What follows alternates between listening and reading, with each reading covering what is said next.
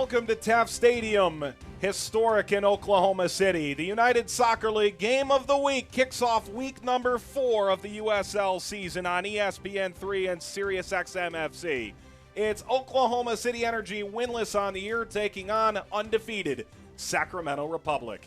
Hello, everybody. Mike Watts joined by Morgan Conklin, the former Virginia Tech Hokie. Glad to have you aboard for this one. And this game right now feels like the haves and the have-nots. For Sacramento, they have one of the best forwards in the league so far. Sammy Ochoa is 3 goals on the year, one of 5 players to lead the league with 3 goals, but he also has 2 assists. Talking with Coach Buckle earlier this week, he's been extremely happy with him. He said he's doing his job because he's scoring, but also just creating chances for the rest of the team. So if you have a great forward on one side, you need a great defense on the opposite side to slow them down. It's up to Cody Andrews for the Energy. And he's going to have a busy game tonight. He's one of the few returners in the back line for Oklahoma City. He's also scored a goal for his team, one of the 2 goals they've scored all year, but he's going to be busy, as I said, guarding Sammy Ochoa, but also the rest of that attacking front for Sacramento. The Energy are coming off a disappointing 1-0 loss to RGV last weekend. Let's take a look at their starting lineup. They make 5 total changes. 2 are required due to red card suspension. You're looking up top. No Danny Koenig there. That's the biggest change. Danny Koenig not getting the start tonight. Coach Nielsen said he thought he struggled a little bit in their game against RGV last week, but he feels that he has a lot of strong options at forward, so he's just looking for somebody to take advantage of their chances. Former Republic defender Mickey Daly in the back. For Sacramento, they make 2 changes. They have former Energy goalkeeper Evan Newton between the pipes. Who stands out in the midfield for this Sacramento side? Well, tonight there's no Adam Moffat in the starting lineup, so look for Jeremy Hall to be the hub of that central area. He's the leader amongst this younger team, so look for him to really control the middle for them tonight. Emra Clementa and Chris Christian stand out on defense as well. We're just minutes away from kickoff in Oklahoma City. ESPN3 and SiriusXM FC, the place to be. The USL Game of the Week is next. What if you could keep an eye on your business every hour of every day and know where your customers are at any moment? See what your employees are doing or tell if your windows and doors are secure. And what if you could do all that from anywhere? Introducing Cox Business Security. With HD surveillance and 24/7 monitoring, our security never sleeps, so you can. Cox Business Security Solutions. Security that means business. Your banking needs are personal, none more so than your personal checking. FFB has a checking solution for you. Like FFB's Debit Card Rewards, which earns you points with every debit card purchase.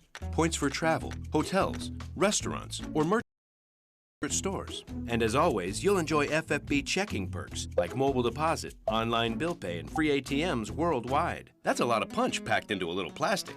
Visit ffb.com/rewards for more today. I don't think any city in America has come as far as fast as Oklahoma City. And the reason you see so many highly educated 20-somethings moving to the city is that vibe, is that energy. And we want to be a part of that. We believe our MBA program is just as vital, it's just as interesting, it's just as engaging as other parts of people's lives. We can provide students with this incredible opportunity to learn in the places where they're living, working, and playing.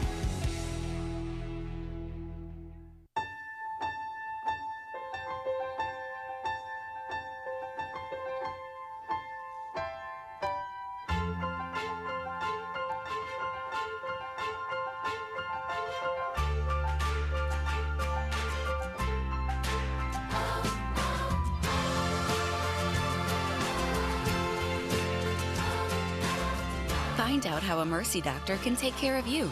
At Mercy, your life is our life's work.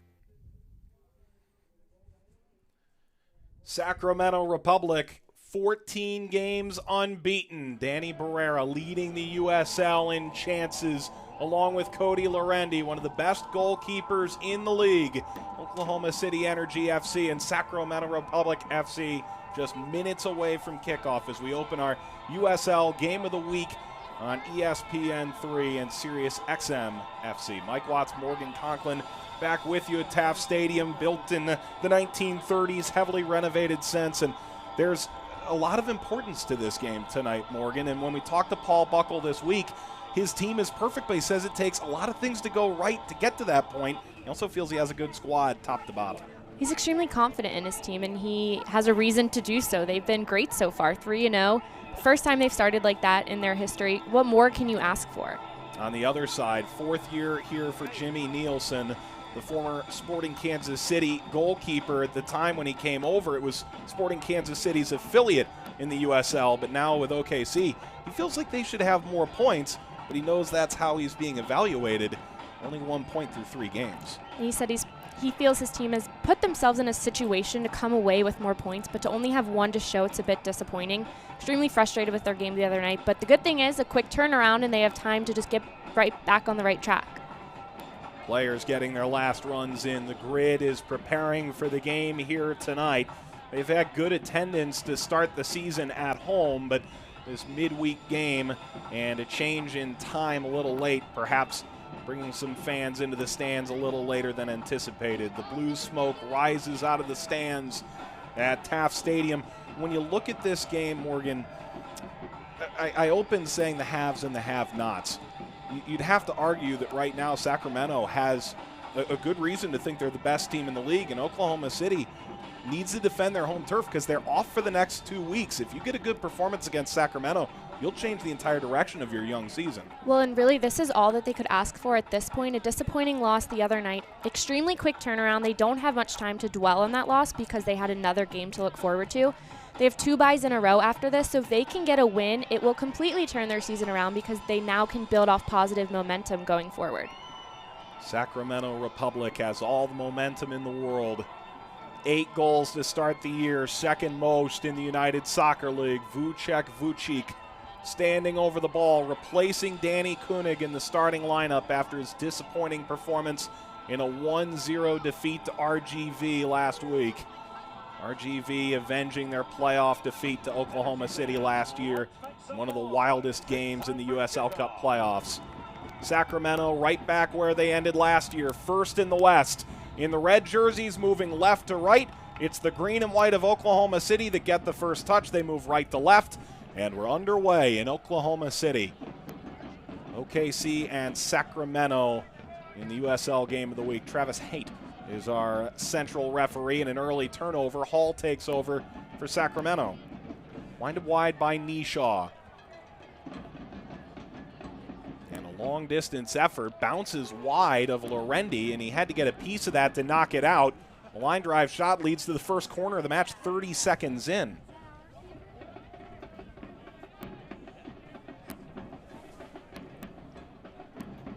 And a quick corner for Sacramento along the far touchline. Drop back to Daniel Trickett-Smith, who makes his first start of the season. He's immediately fouled, and the ball moves to Sacramento about 40 yards away from the corner flag.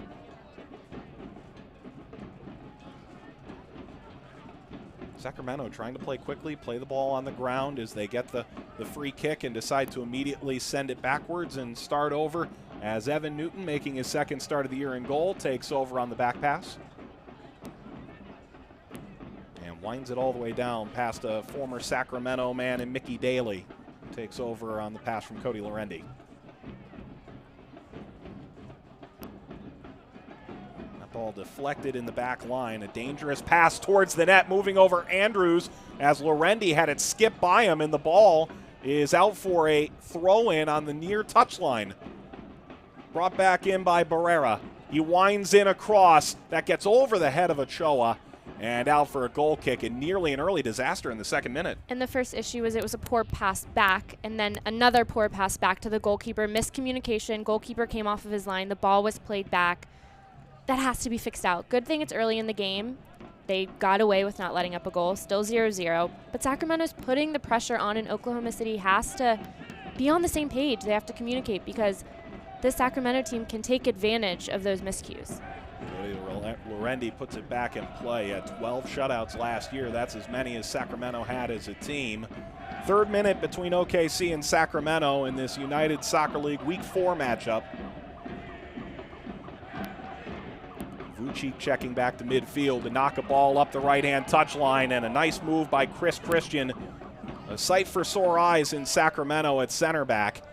Ball winds back up the field, a long play for Ochoa, moving up the left-hand side, make it Blackwood. And easily taken by Daly and bombed back to midfield by OKC. Vucic pops it over the top. It's a run for Clementa. The turn from Miguel Gonzalez.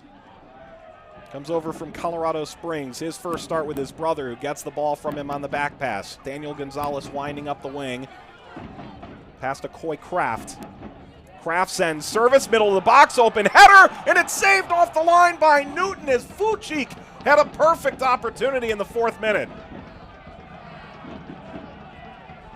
Bringing it back up the left-hand side, played low in front of the net. Vucic was there again, and the cross from Wallace knocked out. Well, and this ball played in had the perfect texture under it. Vucic found some space right within the 6.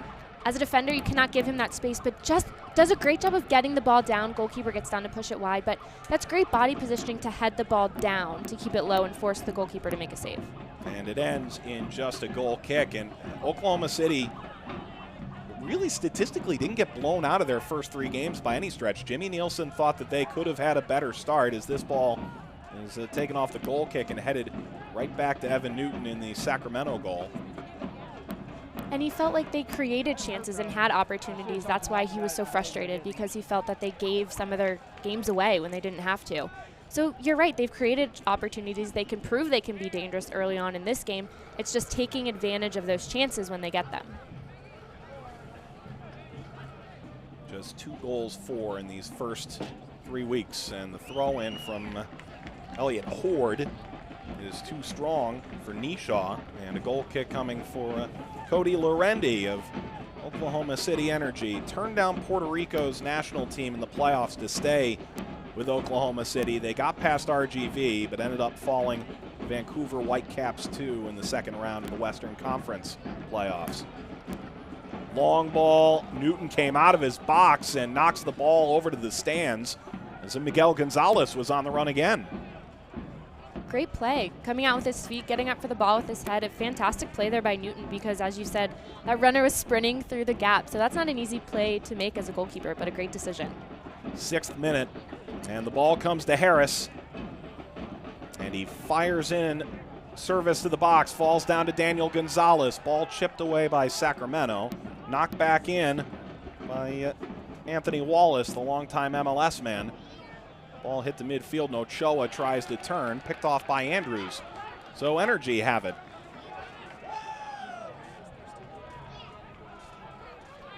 Team playing without 9 of their 24 created chances in the first 3 weeks. Red cards to Richard Dixon and Jose Baril last week at RGV.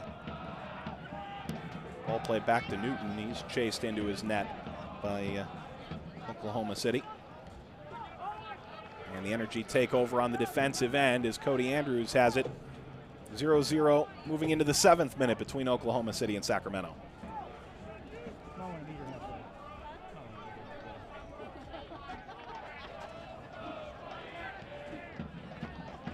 Energy, one of just 5 winless teams right now in the United Soccer League, but not looking like it right now. One big mistake that nearly cost them, but they've held the possession thus far. Talking with Sacramento Republic's head coach Paul Buckle earlier this week, he had high praise about this Oklahoma City team, knowing they're winless, but he said that his guys can't take it easy, especially at home. He said it's always hard to play there, and they need the win. So his guys have to be ready for that. It's not an easy game for them just because Oklahoma City is still looking for their first win. If anything, it's even more difficult because they're just looking for that first win to get them back on track. Yeah, all the desperation in the world as Nishaw plays it wide. Overlapping run from the right back. Ball played back in. Nishaw got a piece, and the ball knocked out of play. It was last touched by Daly, the center back, who was tracking as Elliott Horde provides the service, and it's a Sacramento Republic corner in the 8th minute.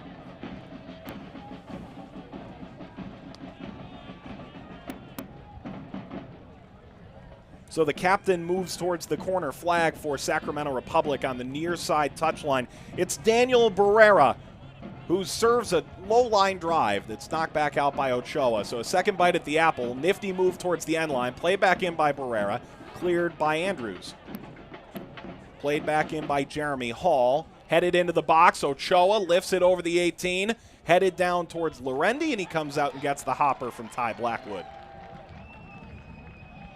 Barrera playmaking on the corner, getting a little touch on the header, And trying to make stuff happen. Lorendi playing the ball downfield, and meanwhile, Oklahoma City really pressuring the ball. Gonzalez nearly stole it away, and good defensive play by Elliott Horde to avoid a potential breakout for OKC Energy.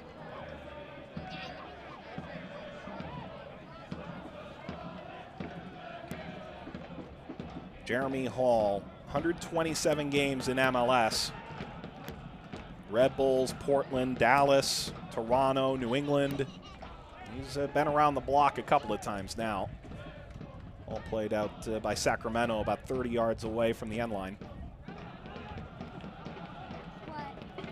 Vucic trying to muscle through Barrera. Clipped out by Clementa. And the pressure is still coming now.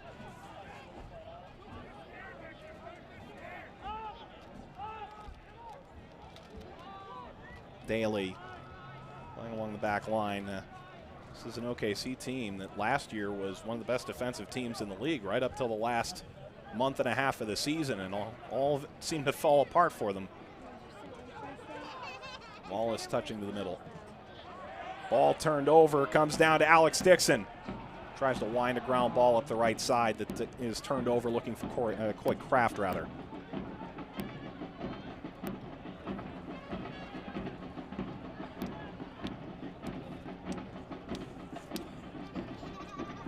Horde's pass into the middle of the field, nearly turned over, instead a foul whistled against Oklahoma City. Trickett Smith put his hand down on the ball to try and stop the play.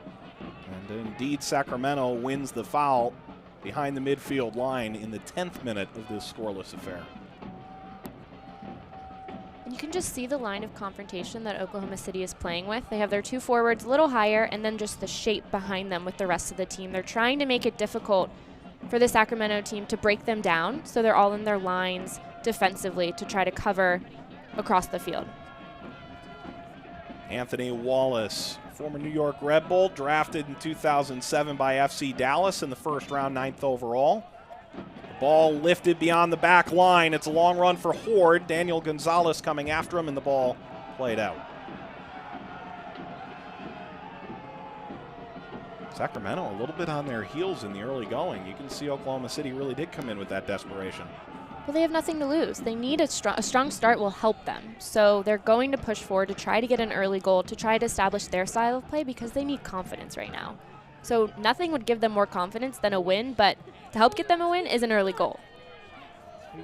Ball knocked into the air as Trickett Smith providing pressure in the center circle for Sacramento. It comes free to Jeremy Hall. Creative touch to get away from Trickett Smith. And Clementa playing it back to Hall. No Adam Moffitt in the lineup here tonight. And Augustine Cazares is out with injury. Ball comes to Chris Christian. He holds the weird notation of being the only true youth defender who has started on defense this year for Sacramento. A great note by Evan Ream, the Davis Enterprise. Ball lined into the box, deflected off of the back of an Energy player, and cleared back out to Jeremy Hall. Back to Clementa.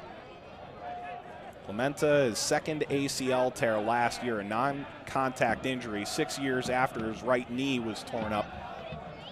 What a remarkable comeback he's made to start in his third consecutive game.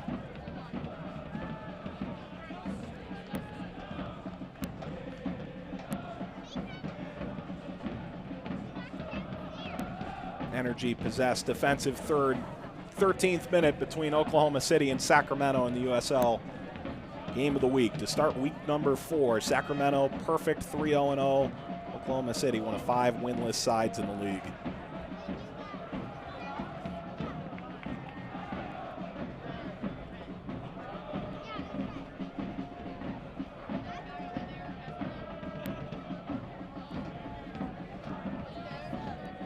Sacramento, we really haven't seen this vaunted offensive attack get the ball all that much. We talk about Sammy Ochoa as the ball turned over in the midfield by Sacramento. Vucic tried to send it right down the center. Instead, ball caroms out to Daniel Gonzalez. And now Coy Kraft, the U.S. Youth International, falls down on the ball, but trying to keep it along the edge of the penalty area. And Ty Blackwood comes away with the ball and sends it up to Nishaw for Sacramento on the far touchline beyond midfield. And it's right back to Daniel Gonzalez on the turnover. Miguel Gonzalez going after as well, but Chris Christian claims it for Sacramento. If Ochoa doesn't get the ball, he can't be effective. That's really the end game here, right? But going on the other side of that, talking with Coach Buckle for Sacramento earlier this week, he said there's no need for his team to win the game right away. He said he's confident in his team. They can play the full 90, be strong for the full 90. He mentioned it's never easy to play at Oklahoma City. He mentioned how they're really looking for a win. So he made it clear that there's no need for his team to push forward right away.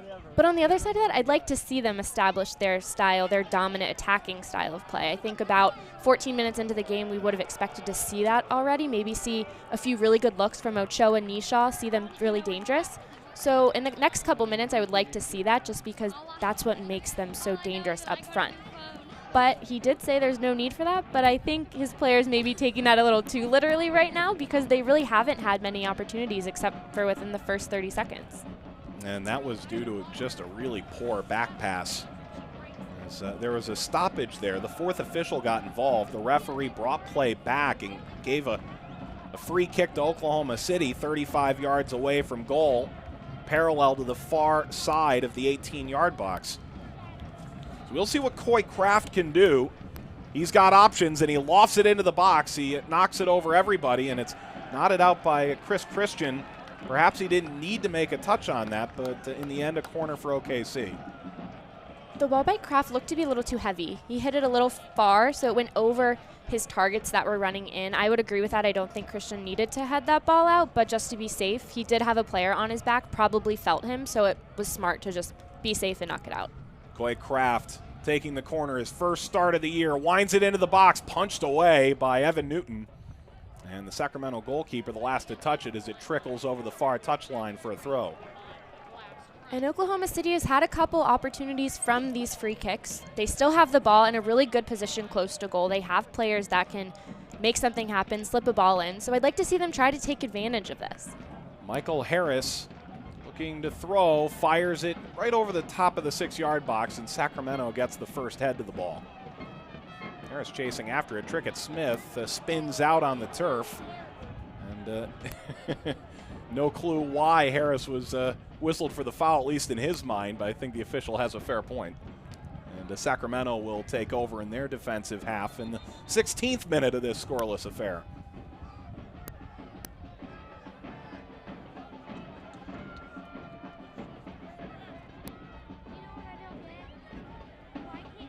Oklahoma City trying to avoid their first winless 4-game start under Jimmy Nielsen in his 4th season at the helm for Energy FC, a playoff contender the last 2 years.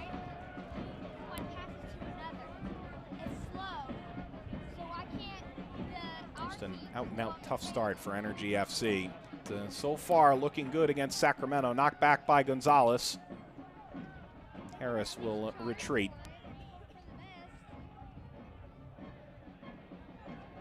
Here's Wallace. All the way back to Cody Lorendi in his own box.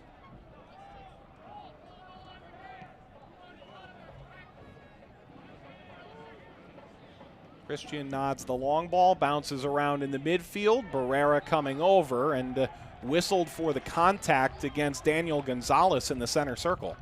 Something small to watch. Vucic keeps checking towards the middle, and I like seeing that. He's a big guy, and he's showing for his team to give them a target, and he's working well playing back to the midfield. And Vucic there was able to force the turnover in the back line by Sacramento. Can Wallace keep it in on the near touchline? He can't. And a throw to Sacramento about 10 yards away from the end line. He's been all over the field. He works really hard, doesn't he? Well, and he started that build-up first by checking, and then on the defensive side of it, which I like to see. Nothing came from it, but that's the right idea for them. They need their forward to check in. They need to have midfielders underneath to work off of it. And then he's also a player, as you said, that works hard. He's going to be in the box when the ball gets there. So he's a really good player up top for them, especially when they're just still looking for their goal scorer. Who's going to be that guy for them? Long ball played by Oklahoma City, and it's easy enough handled by the Sacramento goalkeeper. A goalkeeping competition there for Sacramento. There's a striker competition in Oklahoma City, which 2 years ago was unimaginable. Nearly 24 goals scored in all competitions by Danny Koenig. And last year, just 4. He scored 1 in his last 21 games, and he starts today on the bench. But that means when Vucic does these little things right, he's giving himself a resume to tell Jimmy Nielsen, I should be starting every game. Well, and for Koenig, one of the big issues is confidence. If you're in a drought as a forward, that's hard on your confidence. And as a player, if you don't have confidence, you're not going to play the best that you can. So what helps with that confidence building is doing those little things like checking, like working to win the ball back, little things like that you can do correctly, then build you up for it and then get into the box and look more towards goal. Daniel Gonzalez wins the foul, 45 yards, maybe 50 away from the end line, straight away from goal, as Chris Christian still arguing his point. Seems like our referee today can't really win either way. Players have really been all over him so far. 19th minute, scoreless between Oklahoma City and Sacramento from Taft Stadium in Oklahoma. Coy Kraft winds it over the top. Ball bounds out. Barrera playing backwards. Clementa knocks a line drive that skips through. Wallace was able to backstop for Oklahoma City, but Barrera there to move it ahead for Ochoa now at midfield for Sacramento. Now the ball played long for Nishaw, but the flag up for offside before he was able to get a touch.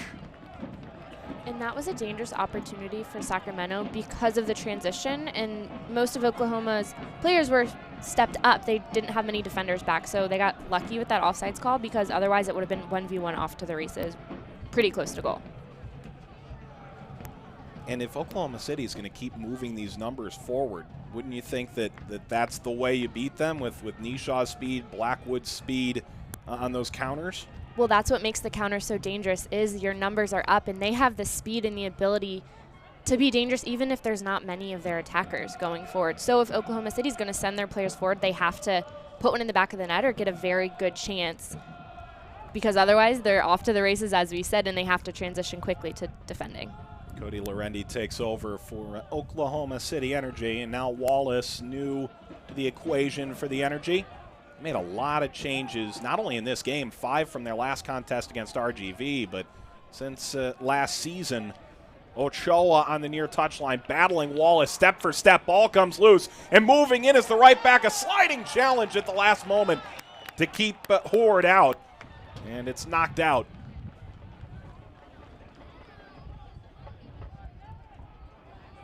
Well, and what stands out here is after this ball is played through, just the 1v1 defense, tracking back, a great tackle within the box there by Miguel Gonzalez. That's a difficult play to make because you have to be careful when you're in the box defensively, but a fantastic job by him to get around, and when he got down, he got ball. That's the key. He didn't get the player.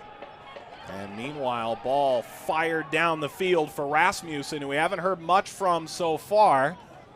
And a little too far for him. Sacramento's defense able to take it and move it back up the far touchline. And a turnover that ends up being called as a foul against Harris on the wing as he ran into Daniel Trickett-Smith, the former Liverpool man. Horde playing to Barrera. What a year he's had so far. He's created 12 chances. Opta says that's the most in the United Soccer League this year. He was a guy who was a center mid and then a wing under Preki. They made a move for him as soon as Paul Buckle came in, moved him to the wing, and he's only gotten better. He's been tremendous. His ball wound up the right-hand side and kicked away by Cody Andrews. Well, and he also has room to float a lot. Their attacking players float around a little bit, pushing high. When one goes, if a wing guy comes central, then the central guy comes wide. So they have a lot of movement, and he's benefited from that a lot because he can be dangerous in different areas throughout the game. Sacramento defense on the ball, 23rd minute, 0-0 between OKC and Sacramento. This is a team full of Swiss Army knives. You really think about it. Blackwood can play in the middle, play wide. All the defenders are former attacking players as the offside flag up on a ball up the right-hand wing for Horde. Really, this is just a group of interchangeable parts that Paul Buckle is trying to slot into the right places. Well, and they play with a 4-4-1-1 formation, kind of with a withdrawn forward below the high forward, but they still get forward almost, but it allows the players more in the central and wide to have a lot of space when they push up. So as you said, when you have so many dangerous players who can play different positions, as a coach, that's all you can ask for. So you just give them space to do what they can do. Played back by Hall and Sacramento on the ball. Sacramento is doing something right because they're unbeaten in 14 straight games. That's a record for the club after last year defensively, 12 shutouts, also a record for Sac Republic. Meanwhile, they're attacking now up the left-hand side. James Kiffey was the target, and the left back has that extend just too far for him. And you played outside back at Virginia Tech, and as a youth, you were always told, play further up and you can move back as you go along, and that's basically the entire Sacramento Republic team. You've got guys who stay forward, obviously, but their entire back line are guys who played forward and were able to move back. Well, and that's what a lot of coaches like to do, because if you take an attacking player and move them to the back, they first off have attacking tendencies, so they can push up out of the back and can create out of the back, but also they know the tendencies of other attackers. So it's easier to defend when you kind of know what they're going to do because you've been in the situation. So you're telling me that you vicariously lived as an attacker as a outside back? Oh, for sure. Anytime I could get forward, I would. Sacramento trying a combination play on the far touch line, and Blackwood overextending for the overlapping run. 25th minute, Oklahoma City hosting Sacramento in week number 4 of USL play. Sacramento, one of 3 teams with a perfect 3-0-0 record so far. And the flip throw comes in from Michael Harris. You'll see a lot of that. He can get the ball from midfield into the box on that far touch line. He's got a gymnastics background, and you have to be able to fire a flip throw like that. Well, and it's such a hidden gem almost. Not a lot of players can do a flip throw, but it allows you just to throw the ball so much further. So your throw-ins become just like a set piece, especially when you push up the field. They're as dangerous as a corner. But you would know that a corner and a throw-in have a completely different trajectory, velocity, the way they curve. So it's almost like an entirely different set piece of its own. Exactly. It's like a corner because it's in a similar position and can get to around the same distance and area, but obviously you can't get the spin on it. You can't whip it around, stuff like that. But you do have to learn how to defend corners, obviously, but also the long throw. And we look back at that flip throw. And just the speed it comes with, especially if it's in the corner as a corner kick. They're dangerous because oftentimes, whether it's a flip throw or just a long throw, if it gets whipped in, all it has to do is touch somebody to be able to go into the goal. So oftentimes a lot of deflection goals are scored like that because it just has so much speed on it. It's almost like a front flip where he uses the ball as the point of contact with the ground instead of his hands, and then he flips back onto his feet and fires it over his head. And they're so much harder than they look, let me just tell you that.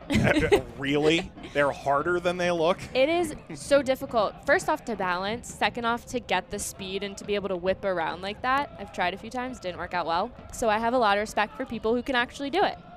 Christian slipped by some pressure from Oklahoma City initially, and Clementa, the center back, got the ball and faced similar pressure from Wojcik. 27th minute between OKC and Sacramento. Republic on the ball, team that has been just as good offensively as they have defensively. They've allowed 1 goal in the run of play so far this year. Allowed 1 penalty go in as well. Holding up play as Ochoa. Lost it. Kraft slides down to the ground and picks up the contact and the foul. And the good part of that defense there by Oklahoma City was they created a miscommunication in the middle there between Ochoa in the middle. So they weren't on the same page. So by disrupting that, they don't have their good players on the ball. Dixon sends service over the box. The ball comes down to Gonzalez, who fires it off of Kiffey and over Newton and out of play. Corner coming for OKC. And they get their players for it. A beautiful left-footed cross in. Just skims over the center back's head, and a great job to get on the back post. On crosses, the back post has to be there because if a ball slips through like that, you're there to clean up the mess. And now Oklahoma City in the 28th minute have a corner kick. It's Coy Kraft who lines the ball high over to the near side post. Ball clipped back in by Andrews, who scored against Seattle Sounders 2 in the opener. And now Vucic playing a low bouncing ball into the box that is blasted back to Wallace at midfield, taken over by Barrera. Plays it down the center, and it's a run ahead now for Blackwood. Drives towards the box, plays it wide for Trickett Smith. He's in the 18, working it on Harris, and his shot winds wide of Lorendi and took a deflection on the way. A corner coming for Sacramento Republic, who turn a corner against into a corner 4 in the 29th minute. And they're taking advantage of the transitions, which we said can happen when Oklahoma City pushes their players forward. A good ball played in, but that should be a cross, except it was difficult because of the defense played there by Oklahoma City. They forced their players back, so there wasn't a clear path on that corner, on that cross. So Sacramento sends service. It's right at Lorendi, about 5 yards away from his goal mouth, and he goes out to pick off that effort.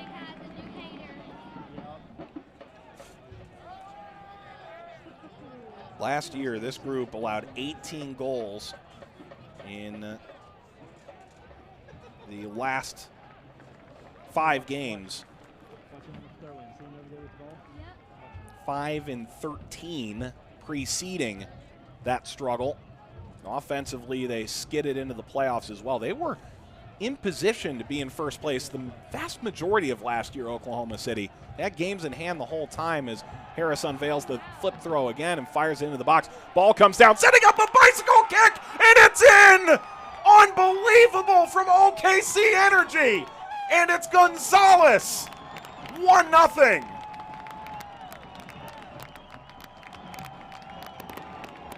Miguel Gonzalez, is it too early to say goal of the year? Fantastic job by him, just patient. He was patient waiting for the ball. You could see him setting up that bicycle kick. Sacramento did not step to him fast enough. They gave him way too much time. You can just see him waiting for the ball to fall to the perfect spot. We said how dangerous that long throw was going to be. We talked about how it can totally change a game. Waits for it.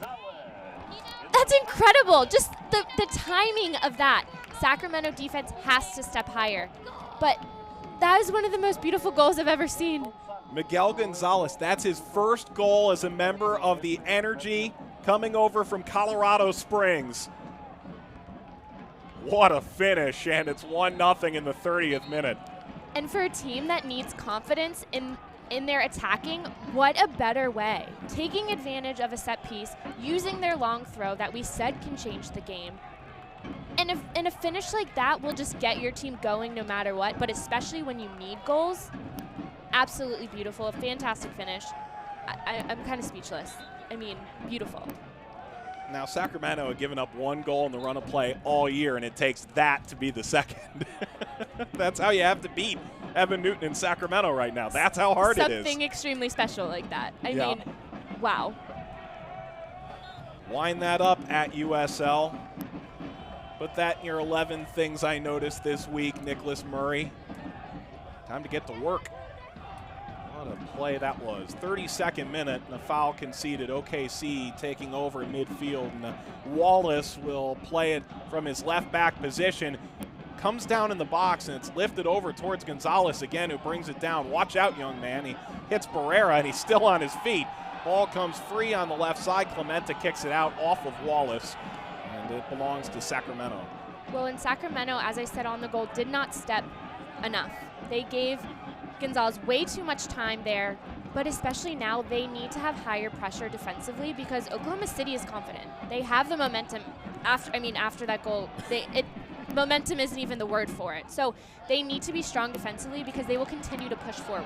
Vucic through ball. Coy Kraft still coming. Kiffey slides down to the ground, and Kraft is guilty of the foul as he slung him down by the forearm. He lifts it over the bar on his effort, but that play coming back. Sacramento has it in the 33rd.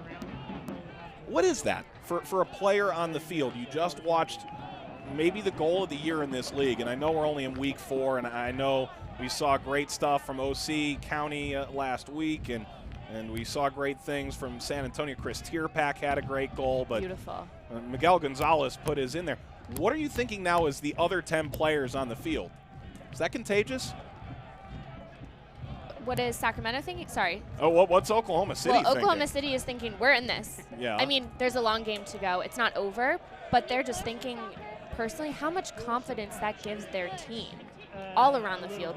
First off, they have a 1-0 win against a very strong team in Sacramento, so that's a positive. Second off, they're feeling great because they just scored a fantastic goal, so that's a total other way they're feeling confident. So on all levels, they're feeling good, but the key is it'd be great if they could get another one before half, then they have a little more of a cushion, because you know the Sacramento team is going to play 90+ if there's added time.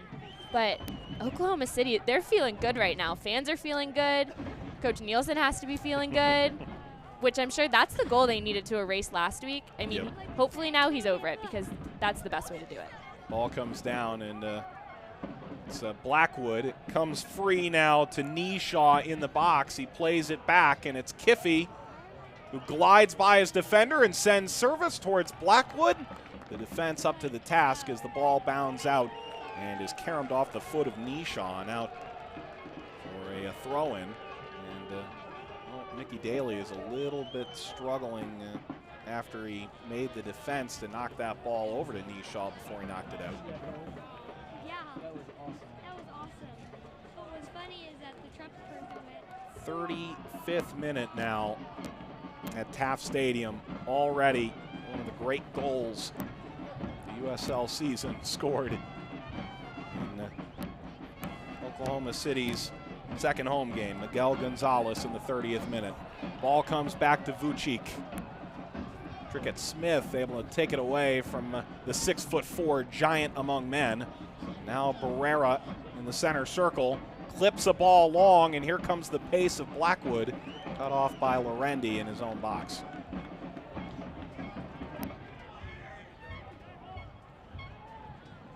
Hall pressuring all the way beyond midfield now. A defensive midfielder by trade in a MLS and a center back in the early going of this season.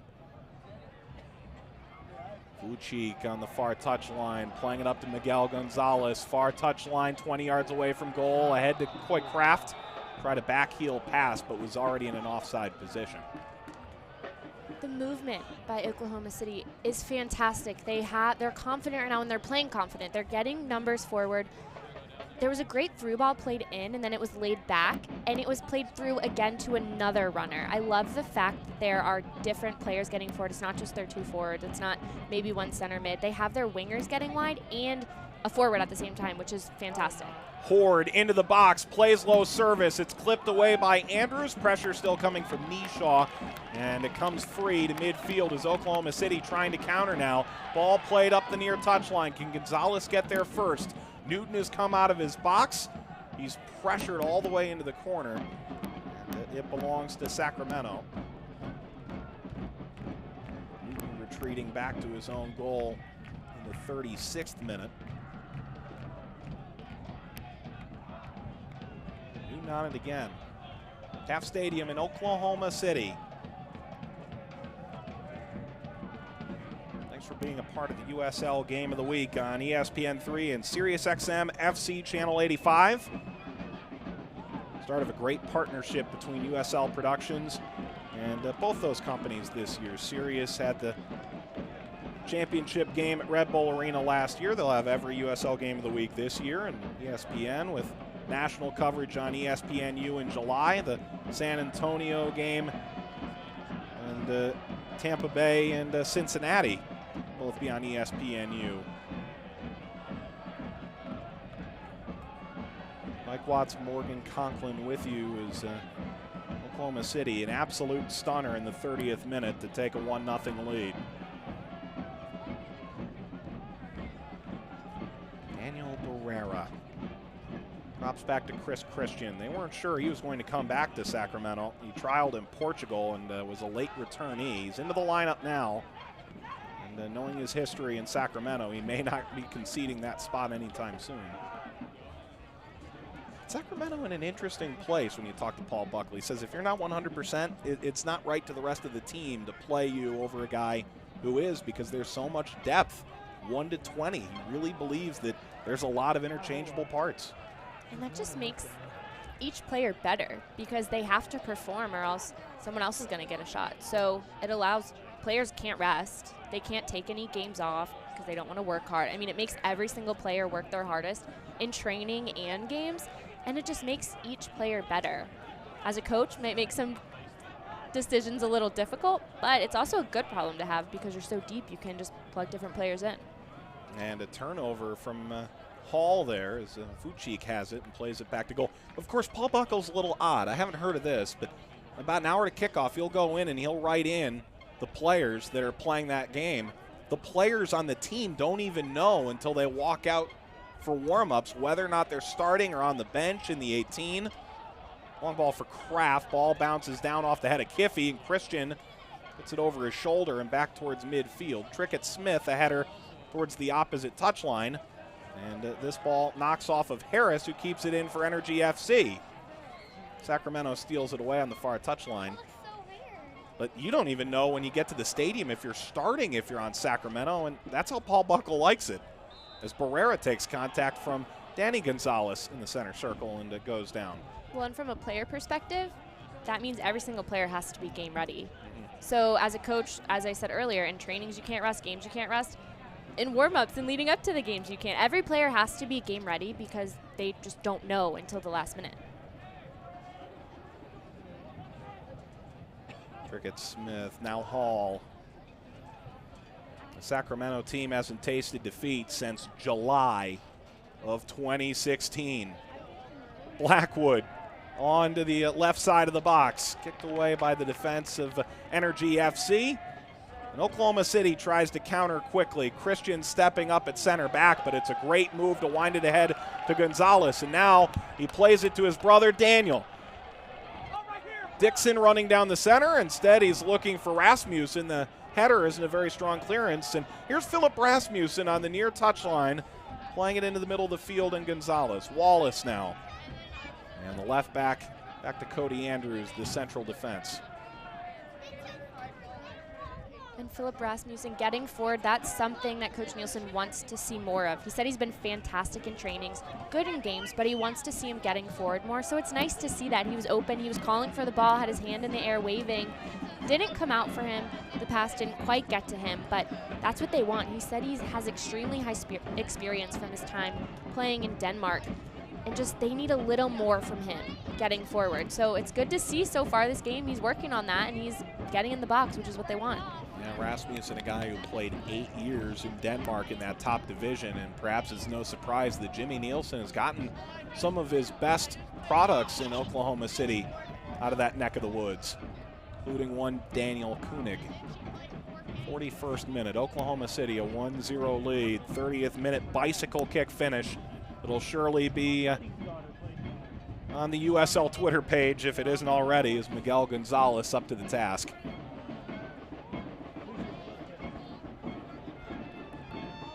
Barrera, 27 out of Columbia's 50th consecutive game played. That's a record for Sacramento. Ochoa playing it up the left-hand side. Low cross, Rasmussen there to handle it as Blackwood had conceded that ball before it was played. Christian knocks it back to Evan Newton. Played in 2015 with the Energy, and they really didn't miss a beat with Cody Lorendi taking over in 2016. And a foul conceded by Sacramento in their offensive third.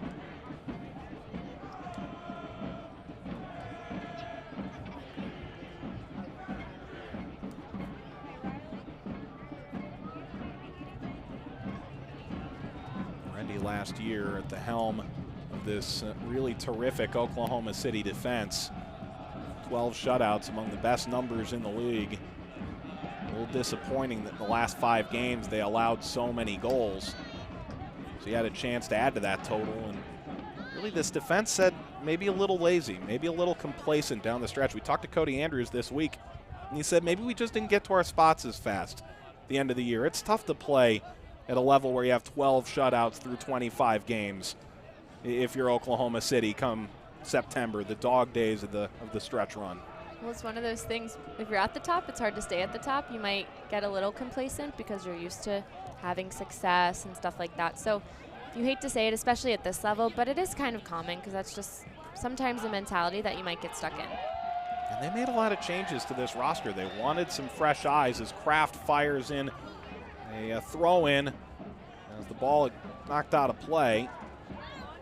And Dixon plays it to Daniel Gonzalez, who makes a nice move to create space for himself, tries a give and go with Vucic, and bounces back to Evan Newton. In that give and go, it's a little too tight. The final ball was tried to play chipped over right in the middle of the field into the box. There's so many players there, especially with Evan Newton able to just come off of his line and gather that ball. So it's the right idea, but it's too congested in that area. There's no space to play the through ball. Barrera and Hall combining. Trickett Smith, who spent much of this first half way beyond midfield, had the ball trickle to him as he's almost playing the bottom of the diamond now for Sacramento in the midfield. 44th minute, a 1-0 Oklahoma City lead in the ESPN3 Sirius XM FC Game of the Week.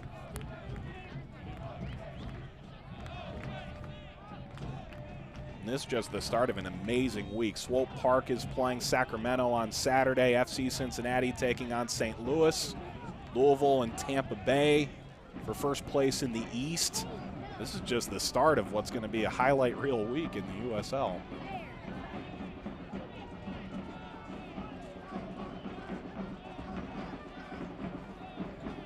Vucic in the center circle, hounded by Hall. Harris on the spin, and the right back is playing in the middle of the field, about 5 yards away from the midfield line. 1 minute of added time. Ladies and gentlemen, the fourth official on the sidelines indicated there'll be a minimum of 1 minute of added time in the first half. 1 minute. Damas y caballeros, el árbitro asistente está indicando que habrá 1 minuto de reposición para esta primera parte.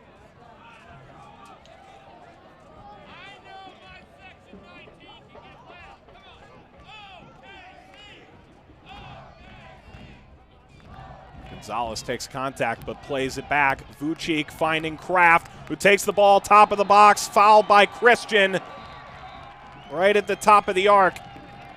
And it's a terrific free kick opportunity coming up for Oklahoma City as Christian goes into the book as the first half time runs into stoppage. And this is a great opportunity for Oklahoma City to double their lead right before half. Kraft, he's like a busy bee. He's so good on the ball. He's quick footwork. He's able to dash in and out, dance on the ball almost, but gets inside.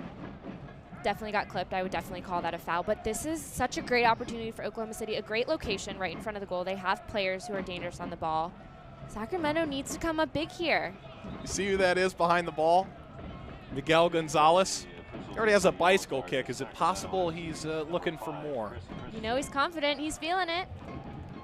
He's standing to the left behind the ball. There are 4 energy players. Wallace, the deepest of the 4. He'll walk away now. It looks like it'll be Miguel Gonzalez and Evan Newton, though, matched up.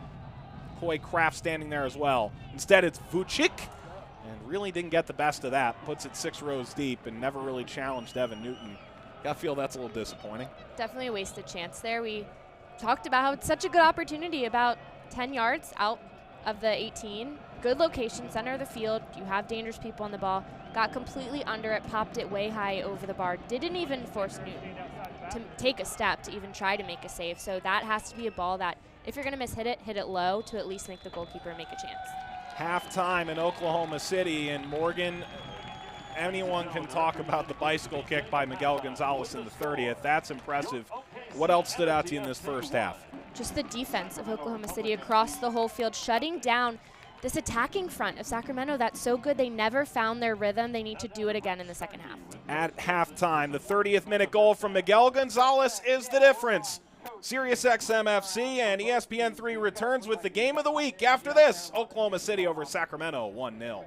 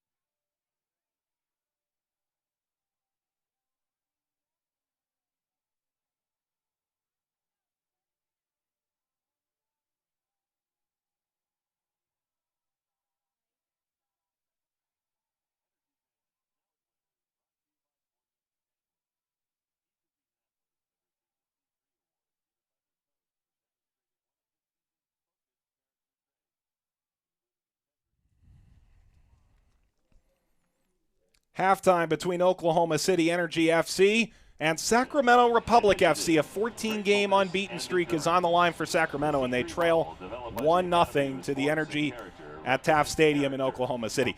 Morgan, there is the quantifiable and the unquantifiable, and as we look at the halftime statistics, the bicycle kick by Miguel Gonzalez in the 30th is unquantifiable. What stands out among the numbers? Well, first off, that there's not a subject line that says bicycle kick goals because that was still fantastic. But the fact that Sacramento has had most of the possession, but they haven't taken it forward enough, and they don't have enough chances and shots on frame for how much possession they have.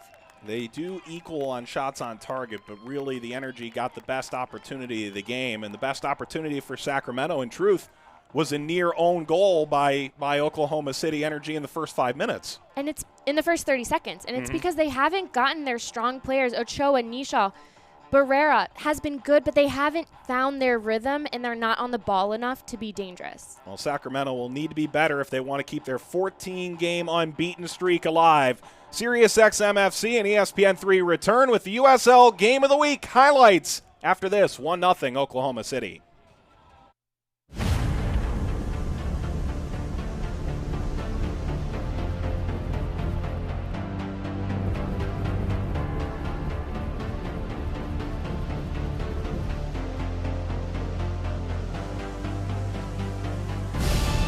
We've raised the stakes. Expectations are high. Our biggest season yet will break records with elite players and future stars. Innovative technology and new homes. We're growing the game in our communities and across the nation. Are you ready?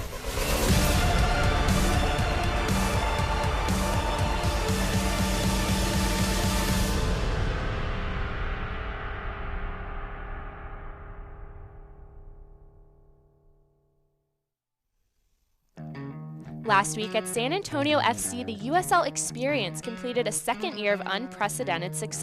The USL Experience provides Super Y League players with a comprehensive look into the North American professional landscape, where they can experience life as a pro at a level never before visited. No, we're really pleased to host the USL Experience here in San Antonio. The players get to experience what it's like to be a professional player. They've interacted well with our current players over lunch, and we're looking forward to watching them play. I know they've trained this morning, and looking forward to the games this evening, and as a staff we're looking forward to watch them play. The USLX event has given our players a great opportunity to participate and play against players from all across the nation, which serves as a great development opportunity for our kids.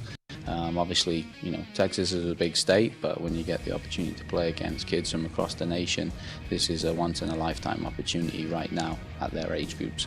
Rewind to the inaugural 2016 USL Experience hosted by FC Cincinnati.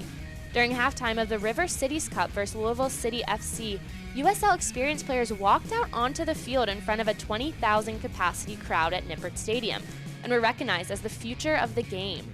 That's not happening anywhere else in the country. A year in the making, the USL Experience at San Antonio FC looked to build on the accomplishments of FC Cincinnati and achieved great success with a 2017 event unlike anything else currently available to youth players. During the event, these athletes experienced a full media day, including professional photo shoots, press conferences, and interviews conducted by USL Experience and San Antonio FC staff in stadium suites overlooking the beautiful Toyota field. The experience intensified as players stepped onto the pitch for the first time, flying through competitive training sessions conducted by invited Super Y coaches who continued to evaluate players throughout the event. College coaches and U.S. Soccer Federation scouts attended USL Experience matches as the players challenged the San Antonio FC ETP and Rio Grande Valley Academy teams. In addition to their own match experience, players witnessed firsthand the professional matchday experience of San Antonio FC, which included access to a closed-door training session, lunch with the first team, and the opportunity to learn tactics from head coach Darren Powell in a strategy session before the season home opener. The 2017 USL Experience culminated in spectacular fashion as players celebrated San Antonio FC's first home triumph of the season with a 3-0 victory over LA Galaxy 2.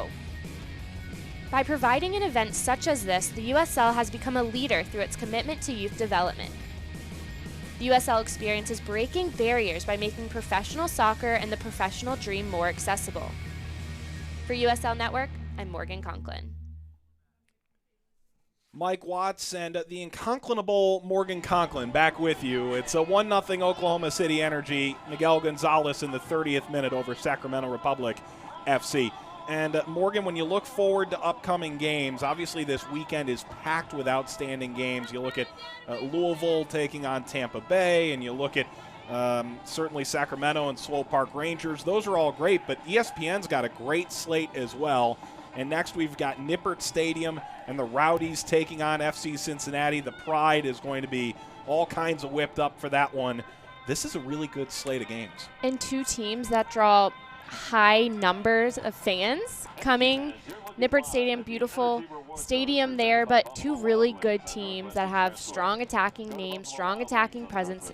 So it's always fun to watch those because you never know how it's going to turn out. Yeah, well, Cincinnati and Tampa next on SiriusXM FC and ESPN3 on the 19th of April. Then in May, Pittsburgh and Toronto FC2. Rhinos and Rowdies at the end of May on the 24th. Then in June, we got Oklahoma City and Phoenix and Sacramento and RGVFC on the 21st of June before we get into the ESPNU games. Watch out for Phoenix this week. I think there might be something special going on for Phoenix Rising in coming days, as they've got one heck of a team that they're building in a stadium that they built in 53 days' time, Morgan. So this should be a fun slate of games to call. We're looking forward to it. When you look forward to the rest of this game, I think fans on ESPN3 are going to have a lot to look forward to. Ladies and gentlemen, the Oklahoma City As, Department of Education is dedicating Oklahoma City, this 1-0 lead. A 30th minute goal from Miguel Gonzalez, his first as an Energy FC player.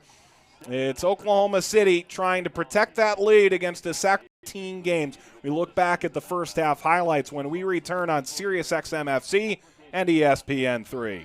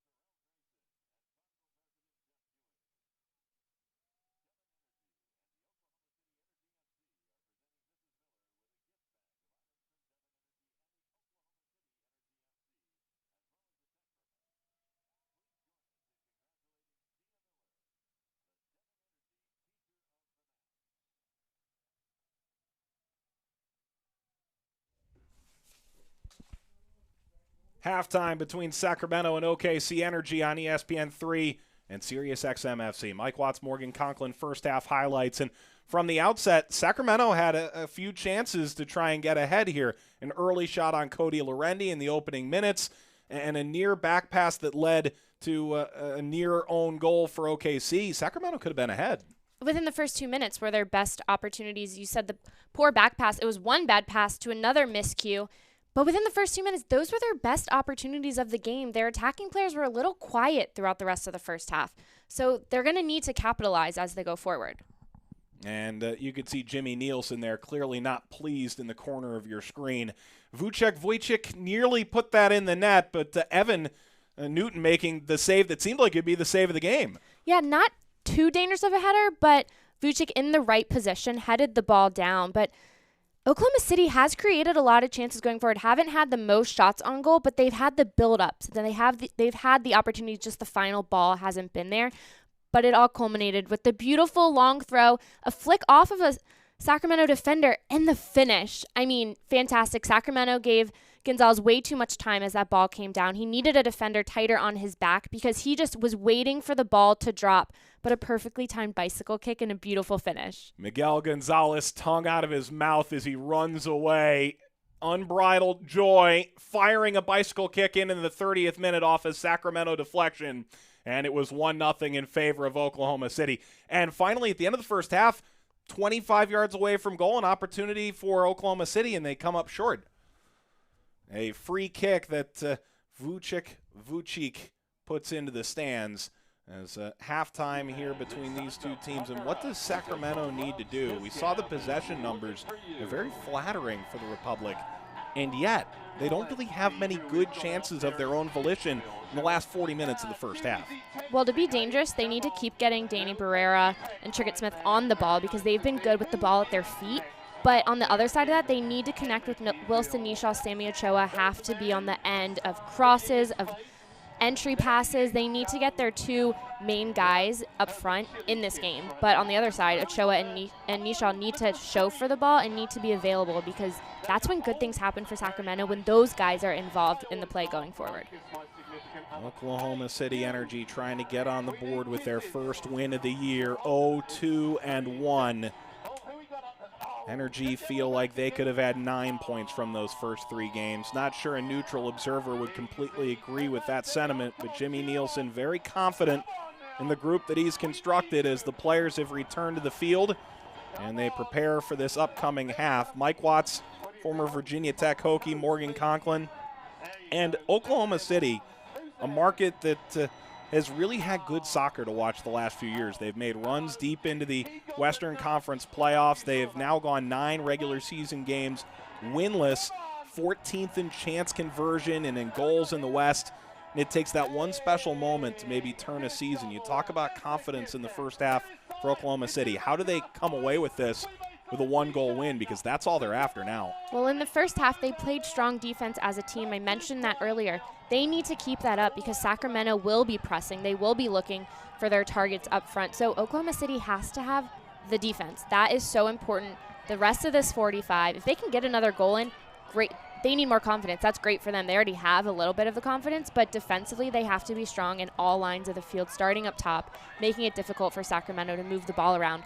As of right now, looking at Opta, Sacramento has connected over 300 passes. On the other side, Oklahoma City is around 190. Ooh. So Sacramento connects passes. They play as a team. They possess. So this Oklahoma City team needs to disrupt that so they can't play their game and look to split and find players in between. Paul Buckles said that a good Premier League team, a top 5 team, will typically string together about 500 passes in a game, maybe a little more.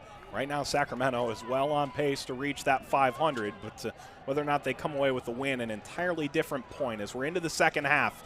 And the red of Sacramento moves right to left on your screen on ESPN3, on your dial on SiriusXM FC. Before we get too far into the second half, thoughts with Bill Patterson of the Sac B, who retired during the offseason. First time I've gotten to see Sacramento since, and we're going to miss all the great features and stories these put together. Go look up Dominic Jakobek and Gabe Gissy to find out what I mean. The first article you'll find about their terrific stories are all Bill Patterson. So all the best, Bill. Congratulations on your run from the very beginning with Sacramento Republic and the Sac B.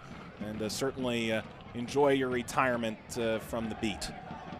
As on to the 47th minute, Oklahoma City takes over in their back line.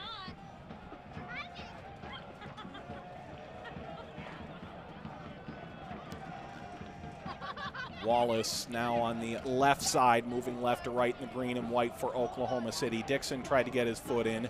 That's Alex Dixon, of course. Richard Dixon is out due to a red card. So too is Jose Barril. 5 changes for this OKC lineup coming into this game. They tried to avoid their worst start in franchise history, 4 straight winless. Trickett Smith, the Englishman for Sacramento Republic, even with the backside of the center circle. Launched into the attacking third. Kiffey sticks his left foot out, but it skips over and over the touchline. Sacramento already sending their outside backs forward a little bit. Elliott Horde got forward a little earlier in the half. James Kiffey making that run. They're looking to get their outside players forward, to send in crosses, to just get numbers forward. So we knew this was going to happen. We knew Sacramento would possess, but also start to push numbers forward. Kiffey retreating, back pass towards Newton in his own box, and he lifts it downfield off the head of Trickett Smith. And the ball comes down to Vucic. A turn in the box, a shot fired up and over. It was Alex Dixon who had broken free on a broken play and nearly doubled the lead for Oklahoma City in the 48th. Alex Dixon did all the hard work, got in between the space there. That's a really tough ball to play. Left foot, it's bouncing. The ball's coming up, so he has to get on top of the ball to hit it down. He got under it, which is what popped it even higher over, but that's tough because as the ball's coming back off the ground, to try to get your body over it, to swing it down is a tough shot, but he did all the right stuff. He got in between his defender. He held him off and used his body well. So that's a good look for him to keep doing that, and hopefully next time he'll get a better bounce, so he'll have a better opportunity. Daniel Barrera setting the ball down at midfield. The midfielder for Sacramento as a foul committed by Oklahoma City. 49th minute, Sacramento in the attacking half, trailing 1-0 on a 30th minute bicycle kick that you'll almost assuredly see on SportsCenter in a couple hours. Here's Christian. First game against Tulsa. 15 minutes, first start back with the club after trialing in Portugal during the offseason. He's been a centerpiece of this back line in California. Long ball left side. Blackwood tried to skip over it and recollect, but goes by him. We look back at this goal in the 30th minute, Morgan. Way too much space given by Sacramento, but as I said, take nothing away just from the timing of Gonzalez there. Absolutely beautiful, but a great long throw. That's what set it all up, was the long throw, the flip throw that just got the ball pretty much halfway down the field. And as you mentioned it, Harris throws a flip throw up the touchline and puts it into the Oklahoma City bench. Jimmy Nielsen vacating his seat. That ball was aimed right at the fourth-year coach.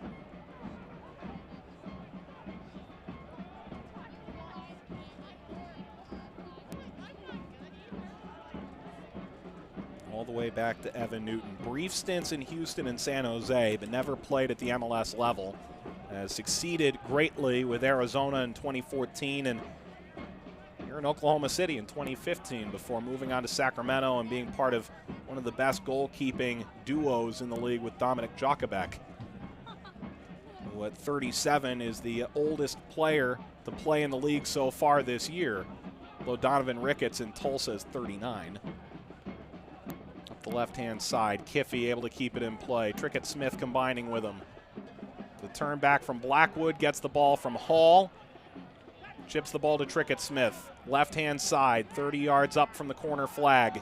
Kiffey lifts it over the top. Blackwood gets to the end line, fires service. Not all the way back. Trickett Smith heads the ball down, top of the box. Barrera has it kicked away by the Energy defense. This is a little more invasive than we saw the possession from Sacramento in the first half. And it's good. They're finding players, but they need something to come from it. Last time they sprung a player wide, wasn't the best ball across, so they're starting to build up. Their possession is now higher up the field, which is a key. They need to get closer to goal. But yeah, it's better. They have the right idea. There's more movement between their top players. They have about 5-6 players that are kind of all interchanging in that attacking area. That's what they need to do. So their possession was really good in that last sequence because all those guys were moving off the ball, so there were so many options. Sacramento looking like the team that scored 8 goals in 3 games, but as I say that, Ochoa played it wide and was a little bit off with Nisha. This is a team that got together in January. You talk about sacrifice, and Paul Buckle said a ton of it. Ochoa and Nisha coming in and scoring 6 of the first 8 goals this year, 75% of the scoring for Sacramento. And they both sacrificed, came in January, worked with sports science in the Republic front office, spent 9 days in Mexico as a team. They sacrificed to be 3-0 at this point. And I love that. He said they worked together, they worked on their identity, and they figured out who they want to be as a team. And that shows early in the season, they're 3-0. So normally those teams that figure out the style they want to be and just their identity individually, but as it comes together as a whole, that pays off. So as you said, all of that work, they've had a great start, and most of it is because of that. They're looking better now. Hall stepping over the ball in the midfield. Tries to get it back from Ochoa, but it leaks back to the defense of Clementa, who's making the start again. 3rd consecutive game coming off a knee injury last year. Lofted long. Wallace up to the task at left back. Ball caroms down to Barrera.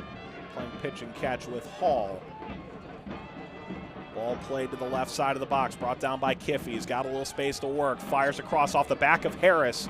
Knocked out by Andrews. That was the only real choice he had, as that ball was headed towards the net. And it's a corner for Sacramento in the 54th. Danny Barrera once again coming over to get on the ball. He's so good on the ball when it's at his feet. Just little touches, really tricky, and he has really good vision, so he's able to spray it wide or look for the slip balls. Barrera amazing on set pieces last year, among the best in the league. And the first ball in, headed out by Vucic. Kiffey taking over, deking out Dixon, played in by Barrera. And again, defense up to the task for Oklahoma City, but backstop by Trickett Smith. Trickett Smith gets run over, and he earns the foul. He only played 8 games last year, hampered by a right groin strain. This is his first start of this year, the quick restart. Kiffey going to Blackwood, overlapping on the inside. Ball came free to Gonzalez, and turned over right to the feet of Hall. Barrera plays it to the left side of the box. It's Blackwood moving in, plays it to the top of the 18. The spin from Nisha, knocked away from him, and then Nisha sliding in, commits the foul, and Sacramento's pressure comes to a conclusion. 55th minute, about 40 yards away from goal. Sacramento just had 6 players pushing forward. They almost got caught in a transition, but Jeremy Hall came up big with the stop. Stopped the ball, once again was able to transition forward. But we've said how they're looking to send numbers forward. They had 6 attacking players close within the 18, and then Jeremy Hall behind, kind of as their mini sweeper, like the attacker's sweeper, you could almost call it. But they almost got caught in transition, so they need to be careful when they send those numbers forward. They have to get a good look on frame or get a corner or something. They can't just lose it. They're moving well off the ball, but they have to all be on the same page, because if not, one miscue, it's a transition and it's going the other way. Sacramento for now takes the ball back, and they'll try to avoid that issue. This time they go up the right-hand side and pushing back Andrews. Lorendi, who kicks the ball to midfield stripe. Sacramento initially claimed it, but that was because of a push in the back and a foul by Jeremy Hall. Mike Watts, Morgan Conklin with you on ESPN3 and SiriusXM FC. It's the USL Game of the Week. On this Tuesday night, Monday nights on SiriusXM FC, USL Coast to Coast, all part of USL Productions, the new $10 million investment that the USL has made in HD quality video and certainly the audio options as well in this 2017 season. Gonzalez, a slick move, but maybe too slick for Dixon, who wasn't expecting that kind of heat on the pass ahead.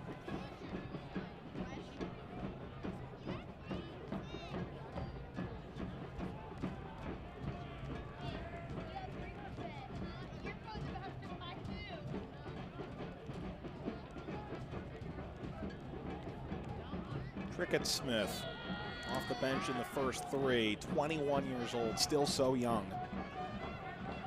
Christian to the feet of Barrera. That's an excellent pass setting up Kiffey. Drives the left-hand wing, and at the last moment, the defense comes. Now for a Sacramento throw. It was a fantastic ball through, but a fantastic touch there by Kiffey just to head it into the path he was running at. And Mickey Daly was able to come in and knock that ball away before it became an issue. Kiffey throws it in, gets the ball right back, plays it low. Nisha tries to play it down the middle. Instead, Trickett Smith the drive right at Lorendi, right down center. First save of the game for Cody Lorendi comes in the 57th minute, holding on to OKC's 1-0 lead. Cody Lorendi, a captain of his team. He's a solid player on and off the field, but just there showing his confidence. He's ready for the ball. It's a good look by Trickett Smith. The ball gets played back to him outside the 18. He's a little far out, but gets a great look on frame on top of it. It has the pace, but Cody Lorendi just does a great job just holding his line, and an easy save for him.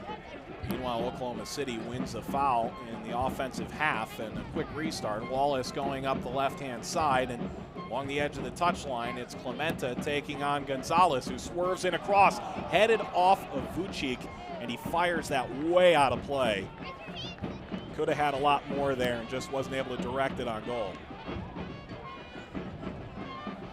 Vucic, he's had 2 open headers in this game. One was on target, one was not, but he finds himself in interesting places.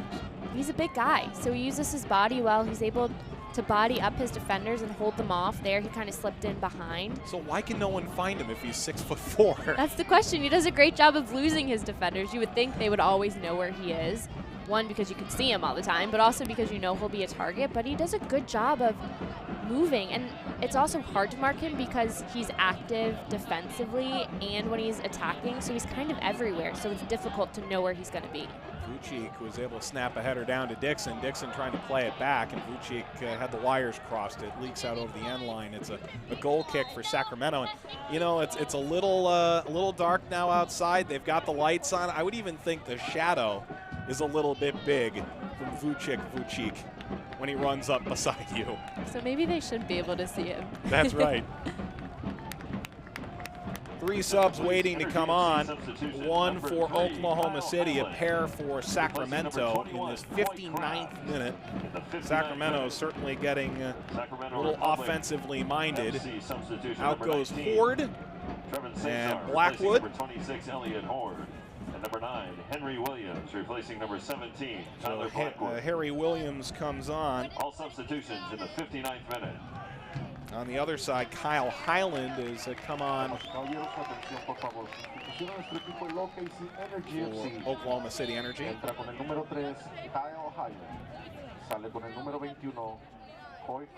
Coy Kraft is the man who heads out. So that is an offense for defense substitution. Highland was a first choice outside back out of the west side of Cleveland, Bay Village, Ohio, a real soccer hotbed.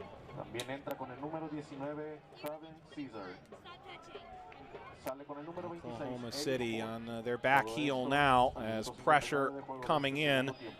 And nothing there from Trevin Caesar, who scored 10 goals last year for Orange County.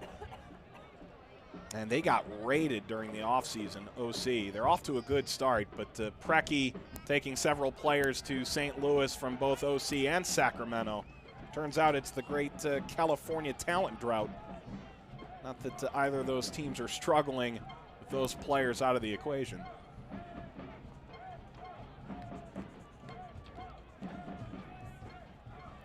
Ball brought down by Ochoa in the midfield. Ball clipped across to Caesar. Sacramento still has the ball. Whipped in by Nishaw. Pressure coming from Barrera to try and keep it in. Instead, blasted out towards the midfield line where Emra Clementa was able to keep it off the touchline. And Sacramento continues to bring the ball ahead in the 61st. Sacramento proving to still be dangerous. They can't be let free around goal. Oklahoma City found a way to clear it. It wasn't the prettiest, but they got it done, and that's what's important. They need to keep putting pressure on the Sacramento team because they're good, and if you give them space in the 18, that's going to cause trouble. Barrera really being hampered. He picks up the foul, and now he gets hit by Vucic again as he was trying to restart the ball. Vucic trying to keep him from moving too quickly, and the official has come over and he reaches for a yellow card. It appears he's reached for his book at the least. Energy fans, your attention please. The officials issued a yellow card to OKC Energy FC's number 28, Vucic Wojcik, in the 62nd minute. Vucic in the 62nd minute moves into the book for the first time in this match. Second time the player has been booked, the other Chris Christian for Sacramento in the 45th.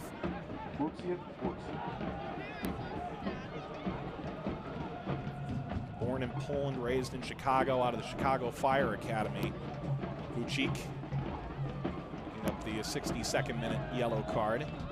He's on the winning side of this match right now. 1-0 Oklahoma City over Sacramento. Could this be the end of a magical run for Sacramento, a franchise record 14-game unbeaten streak?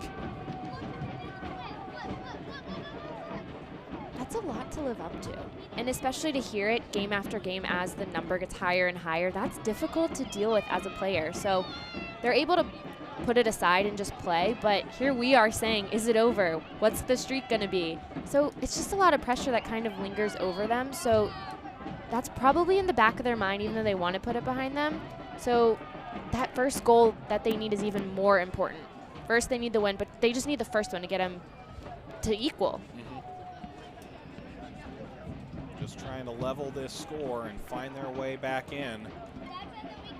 Point on the road is always a good thing, but when you're living up to the standards that the Republic have set, and talking with Paul Buckle this week, he says, we try and set standards in this league, and so far this year, they have been the gold standard.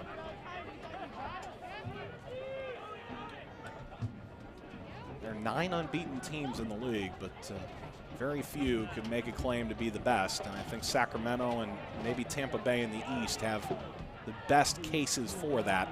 Opportunity for Oklahoma City as they stretch up the left-hand side. Service up to the top of the box. And that deflects off of Gonzalez, comes free to Hall as Barrera was there on the defense. And lifted into the midfield and clipped ahead for Harry Williams. Williams has speed, and he plays it through, but has no runners joining him in the attack. The ball finds Lorendi in the 64th minute. Well, the issue right there is Williams didn't have many options. He was by himself, and he wasn't really in a place where he could hold the ball up because he was surrounded by Oklahoma City defenders. So there was nice touches around by Sacramento, good little flicks to get the ball to him, but once it was there, he was almost stuck in no man's land because he just had Oklahoma City defenders all around him. So his best chance was just to dribble straight ahead, and nothing came from that. Jeremy Hall, long ball ahead, trying to get Caesar again. And Ochoa played out the string. It goes over the end line. A goal kick coming for Cody Lorendi, bringing back both the beard and the man bun this year. The grid used to chant, the chant was, the man bun might not be trendy, but he sure is good at defending. I think so far that's an accurate point. And a player down for Oklahoma City in the midfield as Lorendi will wait. Kick the ball away on the impending goal kick.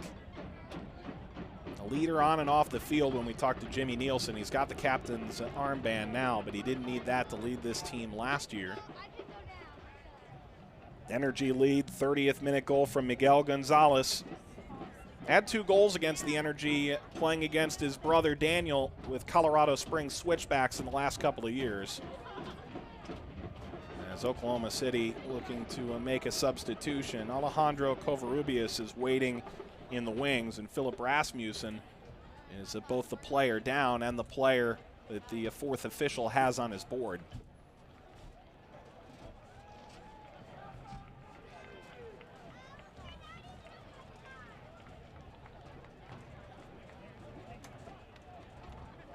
Energy fans, your attention please. Your takeaways from Philip Rasmussen? He really didn't get the ball all that much. We didn't really hear his name a lot, but he's a guy that Jimmy Nielsen thinks can really step up, the 8th-year pro in his first year out of the Danish First Division. Yeah, that was a sub he wasn't planning on making. Rasmussen has played every minute so far of the game, is the only midfielder who's been their mainstay so far. He's kind of who they look to just to balance and just be their central hub. So that's not a sub he was planning on making, and they're just going to need Covarrubias to step up, and someone else is going to have to fill that role because there's so much time left, and that central area becomes even more key as the time continues to tick down because Sacramento will continue to push players forward and will look to control that to start their attack. So look for Covarrubias to stay in that hole, maybe drop another player in just to fill it with bodies almost, but that's a loss for Oklahoma City. You hope Rasmussen's okay because he is such a key part of the central midfield. And speaking of a guy who's played every minute this year, Covarrubias started all 3 games. Now he's been subbed out in all 3, but he was key to the LA Galaxy 2 run to the USL Cup final. Their loss to Rochester Rhinos in 2015. And Covarrubias enters the game as a sub for the first time with energy as Lorendi comes out before Clementa, who started the game at center back and now seems to be playing much further up. Was the player streaking into the box trying to get there. And that's the other side. We talk about all these guys, the defense. They hadn't started a defender on defense yet this year in terms of how they were brought up. Well, now Emra Clementa is just as good as a mid as a defense. So you just move them forward during the game when you need that, right? Player versatility is so important because as the game changes, you're not forced to make a sub. If you need to make changes, you can just move players around. Vucic, a nice little ball up the right-hand side, picked up by Miguel Gonzalez. Still too early to slow down too much. Passes back to Dixon, who steps over. He's still really getting pressured by Nishaw. And back to the central defense of Cody Andrews. Andrews bringing the ball ahead on his own, drops it off. Vucic gives it back. Andrews trying to round the keeper, but Newton out off his line to pick it off.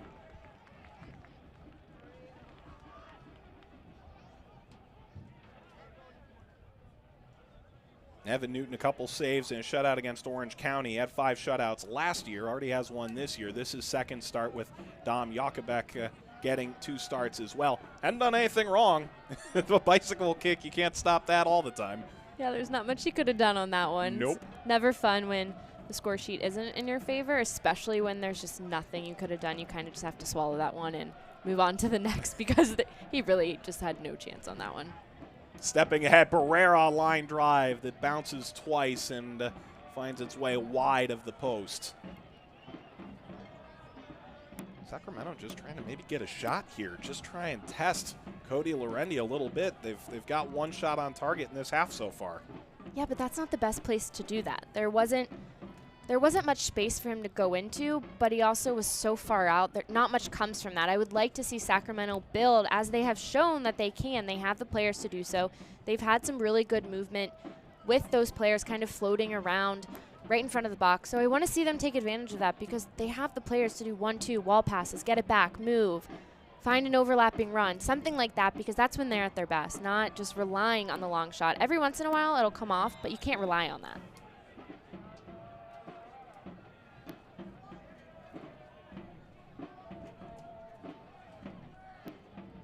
Ball comes down for Sacramento, offensive end. Caesar bringing it into the offensive half.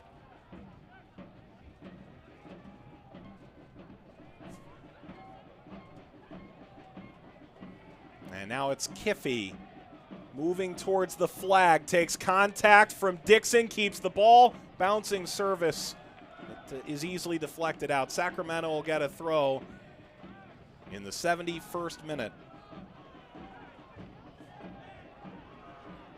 Ball stays with Trickett Smith.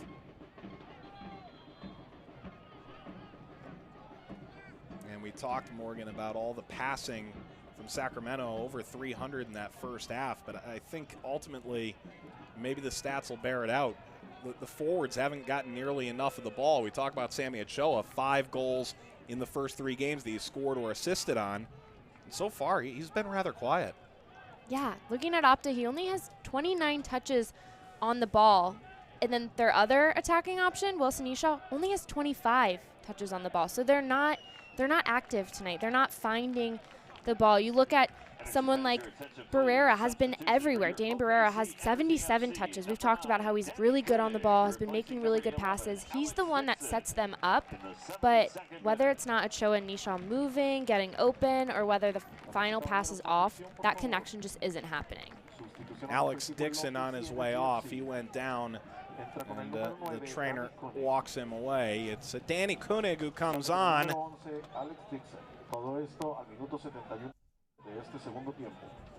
The forward who took the USL by storm, going all the way to the wire with Matt Fondy in Louisville for the Golden Boot a couple years ago. Danny Koenig goalless through 3, 1 goal in his last 21 appearances in total. And we talked this week, great against Colorado Springs in the run of play, Koenig, according to Jimmy Nielsen. Not so much against RGV. He wants to see him to do the little things well. He also knows he needs to score. He says, I don't have a first choice striker right now. Next guy to score a goal, maybe. Well, and right now, the pressure for them to score isn't as high as it was at the start of this game. They now have 3 goals. They only had 2 coming into this game, so they've scored 1, which is great. That's an improvement. So there's not that, and they're winning 1-0, so there's not that need to push, and we have to get that goal. Ball comes down to Williams in the box, and Lorendi runs along the end line to pick that up as it had gone off of Harris's foot and flipped by him, and Williams nearly had an opportunity as Lorendi will take it for Oklahoma City with this 1-0 lead in the 73rd. And back to Koenig, there's just less pressure right now. He still needs confidence. He needs to do well. He needs to connect passes. He needs to be in scoring situations. A goal would be great for him. But as a team, as a whole, they have what they were looking for. They still need the win, but they're on track to that right now. So there's a little less pressure, and he can come in and make a difference. Kiffey crosses the ball. Clementa was his target on the far post. Comes down to Wallace. Plays it long. It's a foot race. Hall being tugged at by Koenig. Hall wins the ball.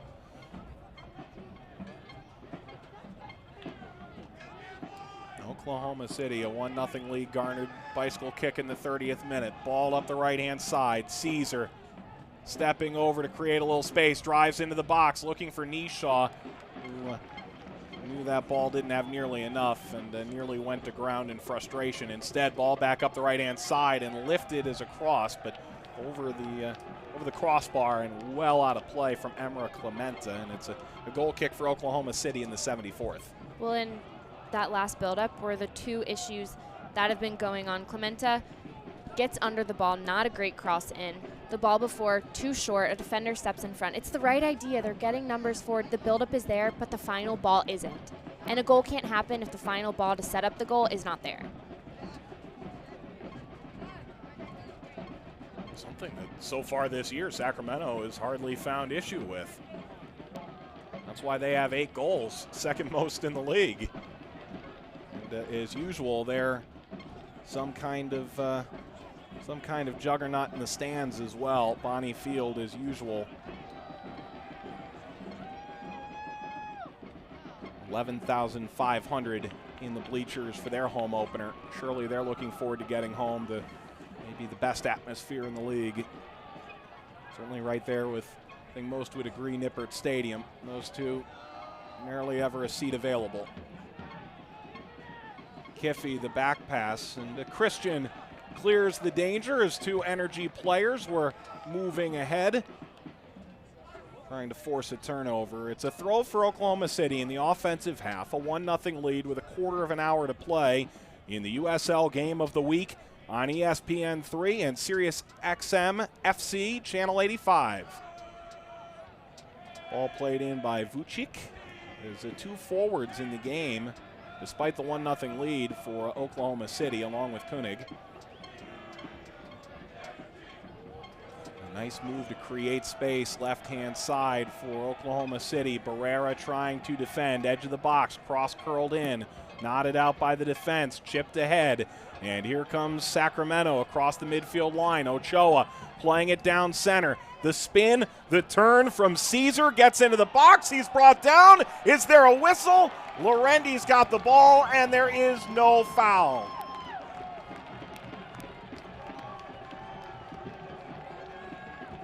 We talked earlier, Oklahoma City has to be careful of the counter. They push their players forward. A through ball by Ochoa finds Caesar, and he splits the defenders. No call for no PK, no foul in the box, but Oklahoma City has to be careful of that as the time continues to wind down. If they push numbers forward, They have to have some back because that transition, that quick ball through, Ochoa played it. And they have the speed, they have the pace, the players who can get on the other end of that. That cannot happen for Oklahoma City because the counter is what will cause an equalizer. And quite nearly there.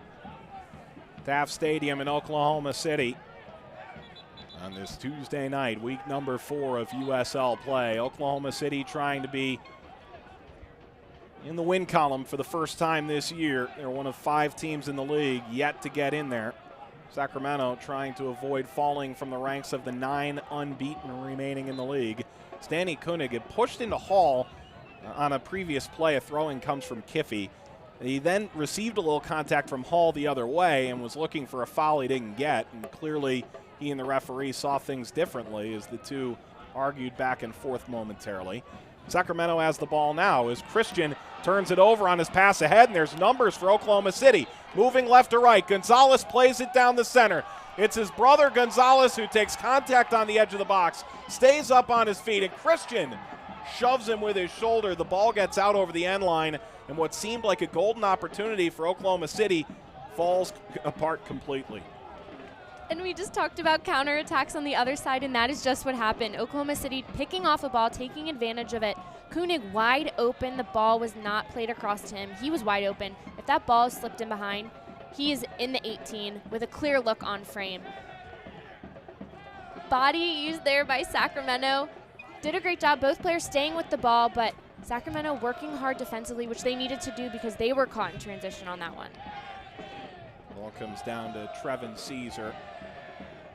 Caesar takes a deflection from Wallace, keeps the ball, plays it low across the face of goal, deflected out, and Oklahoma City clears the danger. You talk about line of confrontation. For Sacramento, that was 20 yards from goal, and Jeremy Hall's contact came in a place where he wouldn't have conceded a penalty if it had been whistled, as Barrera moving forward. That's a savvy veteran play to know where you are on the field on a breakaway like that. Well, and that's what makes most veteran players so good, is just their awareness of the game and the awareness of their body and how their decision-making affects the game. Clementa service headed out by Harris, and Clementa will have another throw. Yeah, Jeremy Hall, those 127 MLS appearances, he's certainly got experience and awareness. Can't doubt that. Vucic toe poking the ball out of play. Another throw for Sacramento in the 80th minute as Republic trying to avoid their first loss since July of last year. 1-0 deficit in Oklahoma City. All battling again with Koenig. He's really taking on the physical presence now. Nishaw takes the ball, top of the box, plays it wide. Service coming. That got just over the foot of Harry Williams. Oklahoma City playing strong defense right now. They've had good clearances wide. They need one high and wide just to reset and get out of their own 18. Throw coming about 16 yards up the touchline. Lifted towards the box. Wallace brought down by Vucic. Clementa lets this get out. And he throws into Williams. Ball down to Trickett Smith, who moves into the box. Ball poked away at the last moment. Attack still on as the ball played down for Kiffey, who tries to weave past defenders, but Oklahoma City brought one too many waves. Now Barrera contact and advantage played to Oklahoma City. They've got 4 on 3. Moving up the left-hand side. Ball into the middle towards Koenig, and Christian knocks it away and claims it defensively. Oklahoma City looking to take advantage of the counterattack that has happened to them a few times. They're turning the tables now, but Koenig picked his most difficult pass to make there. He had players open in the middle. He looked for the one on the far post, but Christian was there waiting for it, so that's the most difficult pass to make. A simpler one would have just been to slip it in the middle. The ball deflected back as Daniel Gonzalez gets his legs taken out by Christian, and there's pushing and shoving now between the two sides. Foul, yes or no? Yes.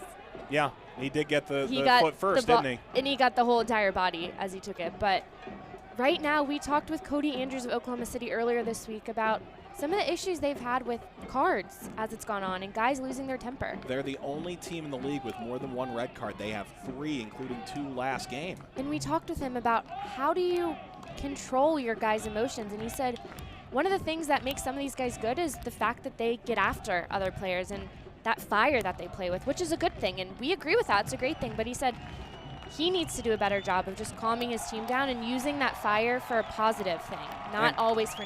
Speaking of red card, Chris Christian had that foul. He got carded at the end of the first half, and he just got carded again. Chris Christian's gone. That's his second yellow in the 82nd minute.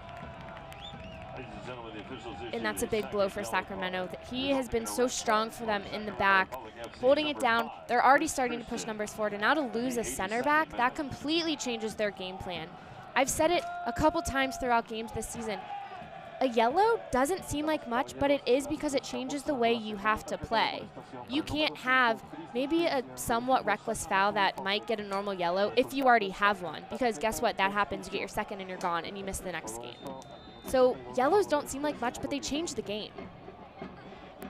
Ball played off the free kick, and Highland serves a ball across, and Evan Newton in his 6-yard box claims the service. And here comes Sacramento playing down to 10 men the rest of the way as Chris Christian picks up his second yellow card of the match.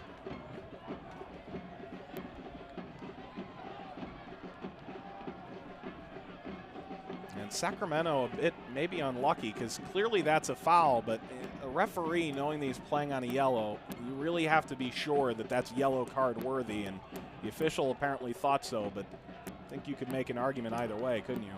I don't agree that that's a second yellow. Originally he called the foul but didn't give the yellow. It took a little while, so I don't think that's a yellow, but as I said earlier, if you already have one, you have to be aware of it. You have to be aware of your tackles. You have to know the timing of them, how you go into them. You have to know of the players around you, because when you're on a yellow, you just have to be careful because that can happen. And you go in for a foul that's, yes, a foul, potentially not a yellow, but guess what? You get it, and look at the consequences now. Yep. Got that yellow right at the end of the first half, and maybe that wasn't entirely necessary either. Took down Coy Kraft. As Sacramento earns a throw as Wojcik couldn't keep the ball. In the 84th minute, pardon Wojcik with a little forearm shove that led to that ball going out. So a quick restart on the free kick in the 84th minute. Oklahoma City playing up a man and up a goal over Sacramento in the USL Game of the Week on ESPN3 and SiriusXM FC 85. Lifted to the midfield line. Koenig can't claim it for Oklahoma City. Hall going along the back line. He's going to have to shoulder a little more of the load at center back now that Chris Christian's out of the equation.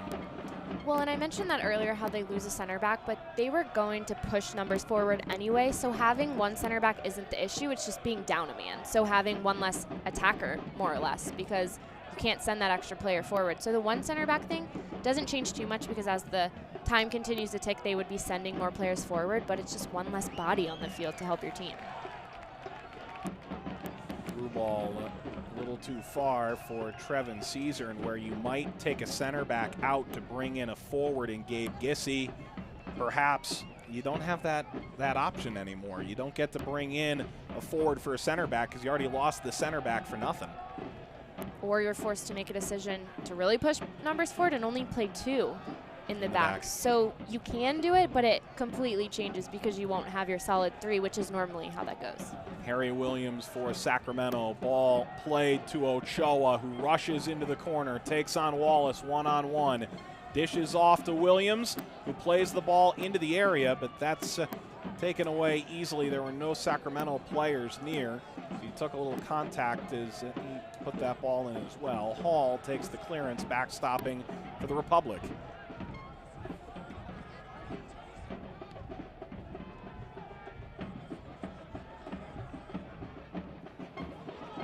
Ball right at the Oklahoma City defense, headed back, and Gonzalez threw his arm out and hit Williams. So it's a free kick along the touchline, well over 40 yards away from goal. A quick restart going backwards now from Nishaw.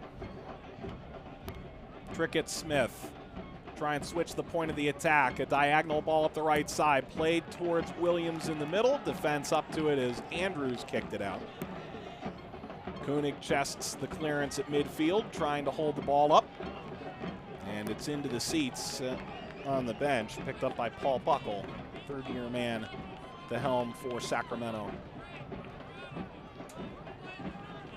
Entered in 2015 after that magical 2014 run under Preki, who's now in St. Louis. As that flip throw, as good as it was on the goal, hasn't proven nearly as strong since, as he fired that over the touchline on his ball up the line towards Koenig. As you said, Koenig was the target for that. I want to see Koenig take advantage of these last couple minutes when he's not playing against as many defenders, because they've pushed numbers forward, they're down a center back. I want to see him take advantage of that and build his confidence and play make up there, get a goal for himself, something like that. I want to see something positive for Koenig in the last couple minutes. And Cody, make it Wojcik, who got tumbled to the ground by Sacramento. Some frustration maybe boiling over a little bit for Sacramento. As the ball played up the right-hand side, headed down, curled into the middle of the field. Coming up to take the shot, Ochoa. And that deflected. That went off of Covarrubias. Question now, corner or throw? It's a throw. Covarrubias just saved a great opportunity for Sacramento. Ochoa has been so dangerous around the box. When that ball is played across, he did a great job defending, cutting off the angle, not giving Ochoa a clear look on frame. And a sub coming. Laman Suma making his first appearance out of the American Soccer League, where he played with the Philadelphia Fury. Ball winding over the top, finds Cody Lorendi, who dives out the top of his 6-yard box to take the ball. 1-0 lead for his side. Oklahoma City over Sacramento in the 89th minute.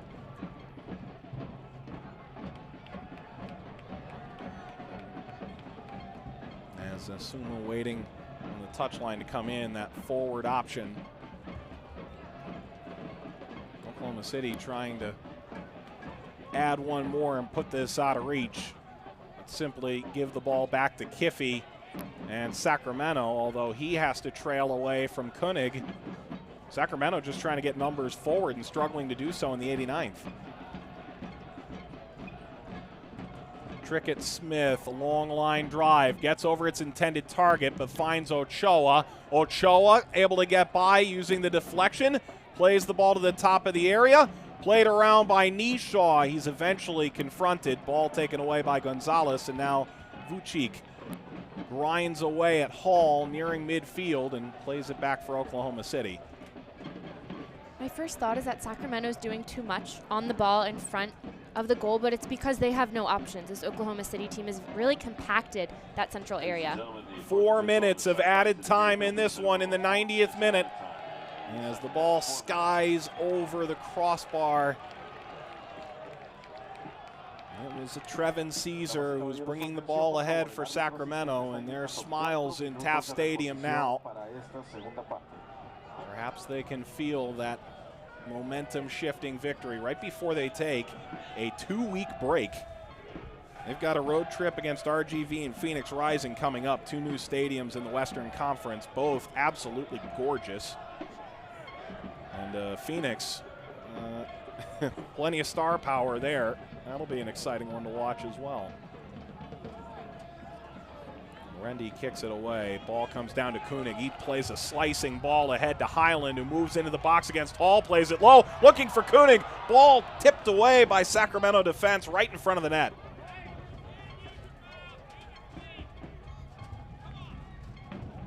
Sacramento trying to steal the ball away from this back line as they ping the ball into the midfield. Harris in the first minute of stoppage time. Now Covarrubias, hoping to be a part of his first Oklahoma City Energy win, coming over from LA Galaxy 2. Covarrubias playing now to Harris, keeping it in on the touchline. He's got Trickett Smith on his back, who yanks the ball away. Harris was able to retrieve it on the edge of the area, and he's moving back to the corner, Morgan. And it leads to a goal kick for Sacramento, but the precious seconds coming off. Trickett Smith, good defense there, trying to stay with it. got an unfortunate bounce, went back to Oklahoma City, but energy, they're just looking to go to the corner to waste time. They have this win so far, so they're just trying to get it in the corner, hold the ball there, waste time, not give Sacramento the ball back to give them any opportunities, because this team doesn't need a lot of time to score. We know that. Sacramento can be dangerous at any moment. Sacramento last lost in penalties in the playoffs, but that goes down officially as a draw. Their last official loss came all the way back in July.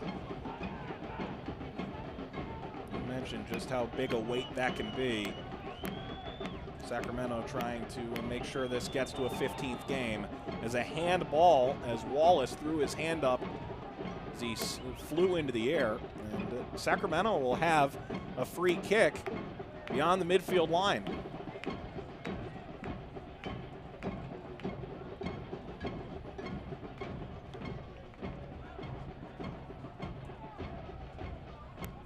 Anthony Wallace getting back to his feet. Played with Alex Dixon in the U17s on the national level. Won a Supporters Shield with New York Red Bulls in 2015, but only played in 6 games with the club. That looks scary. That's good to see him get up and jog around. That's a really good sign there. He was upended on that foul as Sacramento sends the ball into the box. Wojcik there to take it away. Sacramento playing down to 10 men, and here comes the counter. Covarrubias plays the ball across the face of the defense. Only one player was in that area, and Barrera is able to let that go by as Highland just slipped to the turf. I love that idea, though. Highland just moving forward. Covarrubias played the ball a little behind him, but when Highland is sprinting forward so far, if it's not in front of him in his path, he just can't turn and get that ball when it's going the other way. But I really like that idea. There was only one defender, so to switch it to the whole other side of the field and make that defender make a decision about whether to step to the ball or stay with the runners. I like that, just not on the same page. If the ball can be played in Highland's path, then it's perfect. Final minute of stoppage time. Ball played out to Kiffey, sidesteps the defense, sends service over the 6-yard box, and Lorendi comes up to get the ball that popped off the head of Caesar.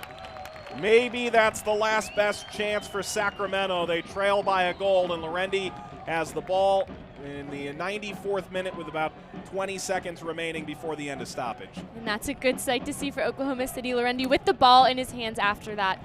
Kiffey, fantastic work to get forward and to whip that ball across when it's right on the line. Sacramento had the players, got on the other end of it, but Lorendi's able to come up with it at the end, and what a great sight for Oklahoma City to see at the end of that play. Ask Jimmy Nielsen this week, how do you feel now that your blood has stopped boiling from that 1-0 loss to RGV? He said it still hadn't. Koenig in the box for Oklahoma City. They've got a 1-goal lead as stoppage time has elapsed. Full time, Oklahoma City with Miguel Gonzalez's 30th minute bicycle kick finish. Pick up their first win of the year and knock Sacramento off at Taft Stadium in Oklahoma. What a finish. And how happy are those Oklahoma City players right now? 2 weeks off. They end on a high note. They needed that after Saturday's loss, after the past couple games that they have, but what a fantastic finish to that game. 30th minute goal from Miguel Gonzalez. OKC 1, Sacramento Republic 0. They avoid a 4-game winless start. Sacramento's 14-game unbeaten is over. We wrap it up when we return.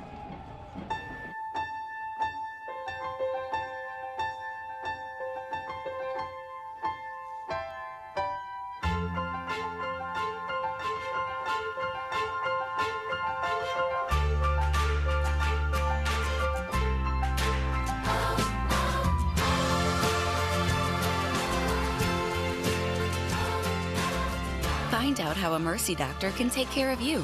At Mercy, your life is our life's work.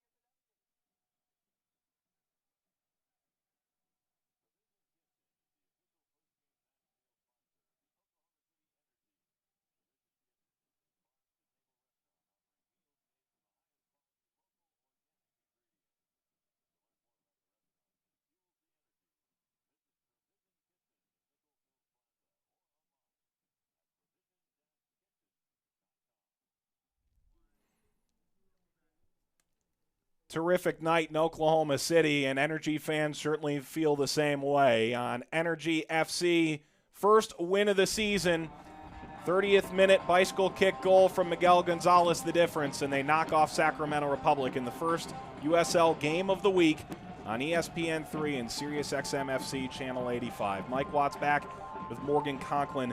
This was a really fun game to call, and we knew going into this, Energy, they would be desperate for a win, and as we look back at the highlights, you have to think from the outset, Sacramento had 2 chances to score, and this game could have been completely different. Well, and they had their chances early, and often you think if it starts early, you're going to continue to have those, and it just didn't work out that way for them. They needed to take advantage of their early chances because Oklahoma City kept it coming on the other end. They had good crosses, they had players in the box, and they really pushed the pace going forward. Here's the goal, 30th minute, flip throw in, knocked up by the defender, Miguel Gonzalez. Backflip, bicycle kick goal. Given way too much time defensively, but he timed it perfectly. He waited for the ball to come down, got on top of the ball, beautiful bicycle kick, found the corner, no chance whatsoever for the goalkeeper. How's that for your first goal as a member of the new club? Coy Craft yellow carded at the end of the first half. Chris Christian brought him down. He picked up the yellow. He would get another one later in the second half and pick up a red. So this particularly valuable, although the free kick was not. Nothing came from the free kick, but that moment changed the game because that was the first yellow that ended up hurting Chris Christian at the end of the game. Not really a foul he had to give up at that moment, and it came back to bite him at the end of the game.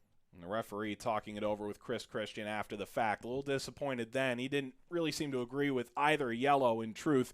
Move on to the second half of play. And Oklahoma City had their chances to double the lead. Dixon over the bar in that instance. But Sacramento, before they went down to 10 men, had some chances to try and get this back. They started to get forward. They pushed their outside backs higher, so they were getting into the attack. They had players in the middle. They had their front 5 or 6 all around the ball, interchanging, but weren't able to get anything from it. And then obviously going down to 10 men late in the game just really changed their game plan at the end. Wojcik unable to put that on target late in the second half. That could have been his second goal of the year. And this was the red card challenge, was it? I don't think so. No, I don't. But it was a foul, yes, not a second yellow at that point. But as we've said, if you have one yellow, you have to walk a fine line. We take a look at the full-time stats. Possession, a lot of Sacramento, 67-34. And, well, the story of this game is that they didn't turn that into chances. They didn't. They had the possession, and they had a lot of possession around the top of the box, but not enough shots to show for it. 7 shots, yes, but only 3 on target. So for as much possession as they had right around the top of the 18, they need to have more than just 3 shots on target. Let's talk about the upcoming USL Game of the Week schedule on ESPN3 and here on Sirius XMFC Channel 85. The 19th of April. How about Cincinnati and Tampa Bay? Cincy struggling to start, Tampa off to a perfect start. And Nippert Stadium, right? Exciting game, these USL games of the week. Such great matchups throughout the rest of the season, but I'm really looking forward to these. And as you said, Nippert Stadium, they always get a great turnout. So we'll see on the 19th. For Cincinnati and Tampa Bay, for Scott Ferguson, Abe Aponte, Jose Ontiveros, our entire crew in Oklahoma City, Morgan Conklin, I'm Mike Watts. Oklahoma City a winner. They move on with their first win of the year, 1-0 over Sacramento. Have a good night, everybody. Miguel Gonzalez is the hero in OKC. This copyrighted telecast of the United Soccer League may not be retransmitted, rebroadcast, or reproduced without the express written consent from the United Soccer League.